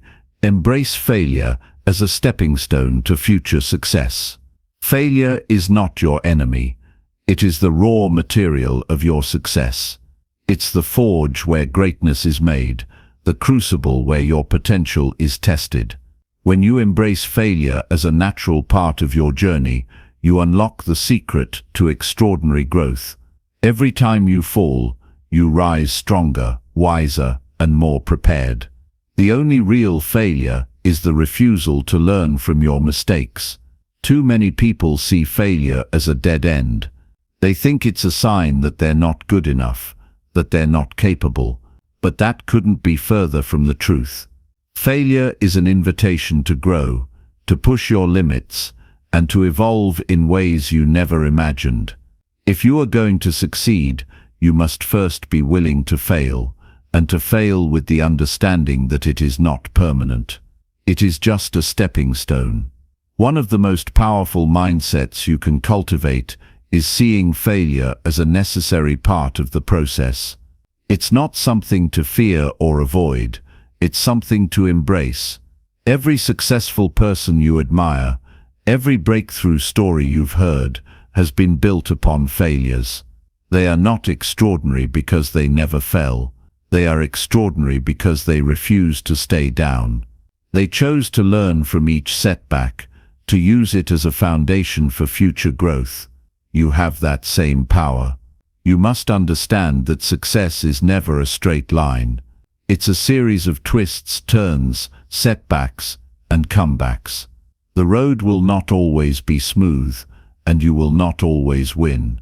But every loss is a lesson in disguise. It is the moment you're forced to ask, what could I have done differently? And more importantly, what can I do next? It is in these moments that your character is forged, your resilience is built. Many people avoid taking risks because they're afraid of failing. They're afraid of the discomfort, the shame, and the perceived judgment. But what if I told you that the pain of failure is not as bad as the regret of not trying? The sting of failing is temporary, but the regret of never going for it, never taking that leap, lingers for a lifetime. Every failure you experience is a reminder that you are in the arena, that you are playing the game, and that you are taking control of your life. Failure doesn't mean you're not good enough. It means you're trying. It means you're pushing boundaries and venturing into the unknown. And in that process, you are expanding. You are growing in ways you can't yet understand. Each failure is an opportunity to break down the barriers of what you thought you were capable of and reach new heights of achievement. But only if you're willing to see it that way. When you fail, you face your weaknesses head-on. You see the gaps in your knowledge, the areas where your skill set needs to grow, the habits you must break. Failure, then, is a mirror. It doesn't lie. It shows you exactly where you stand, where you need to improve, and where your potential lies. The best part is that this feedback is priceless. It's the feedback you don't get from success. When you win, you celebrate. When you fail, you learn. And that learning is what will take you to the next level. But failure also teaches you the importance of perseverance. It teaches you that success isn't about never falling, it's about falling and getting back up. It's about resilience. It's about grit.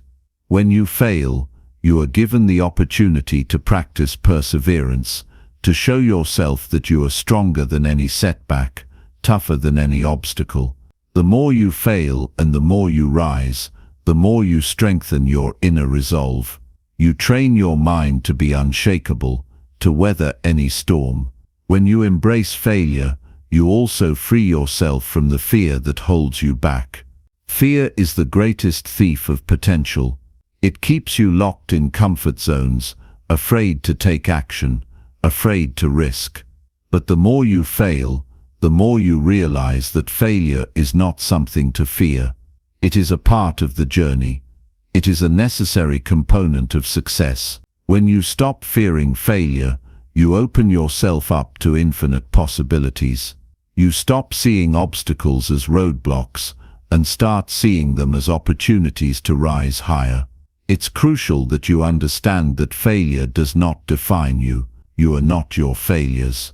Your failures are simply the experiences you've had, the lessons you've learned, and the steps you've taken on your way to success. Do not let one failed attempt, one mistake or one setback convince you that you are not capable. You are a creator, and creators fail. It's part of the process. Every great idea, every great invention, every great achievement was born out of a willingness to fail and try again.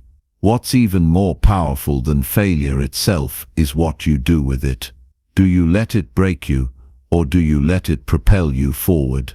Do you wallow in disappointment, or do you take what you've learned and apply it with a renewed focus and energy?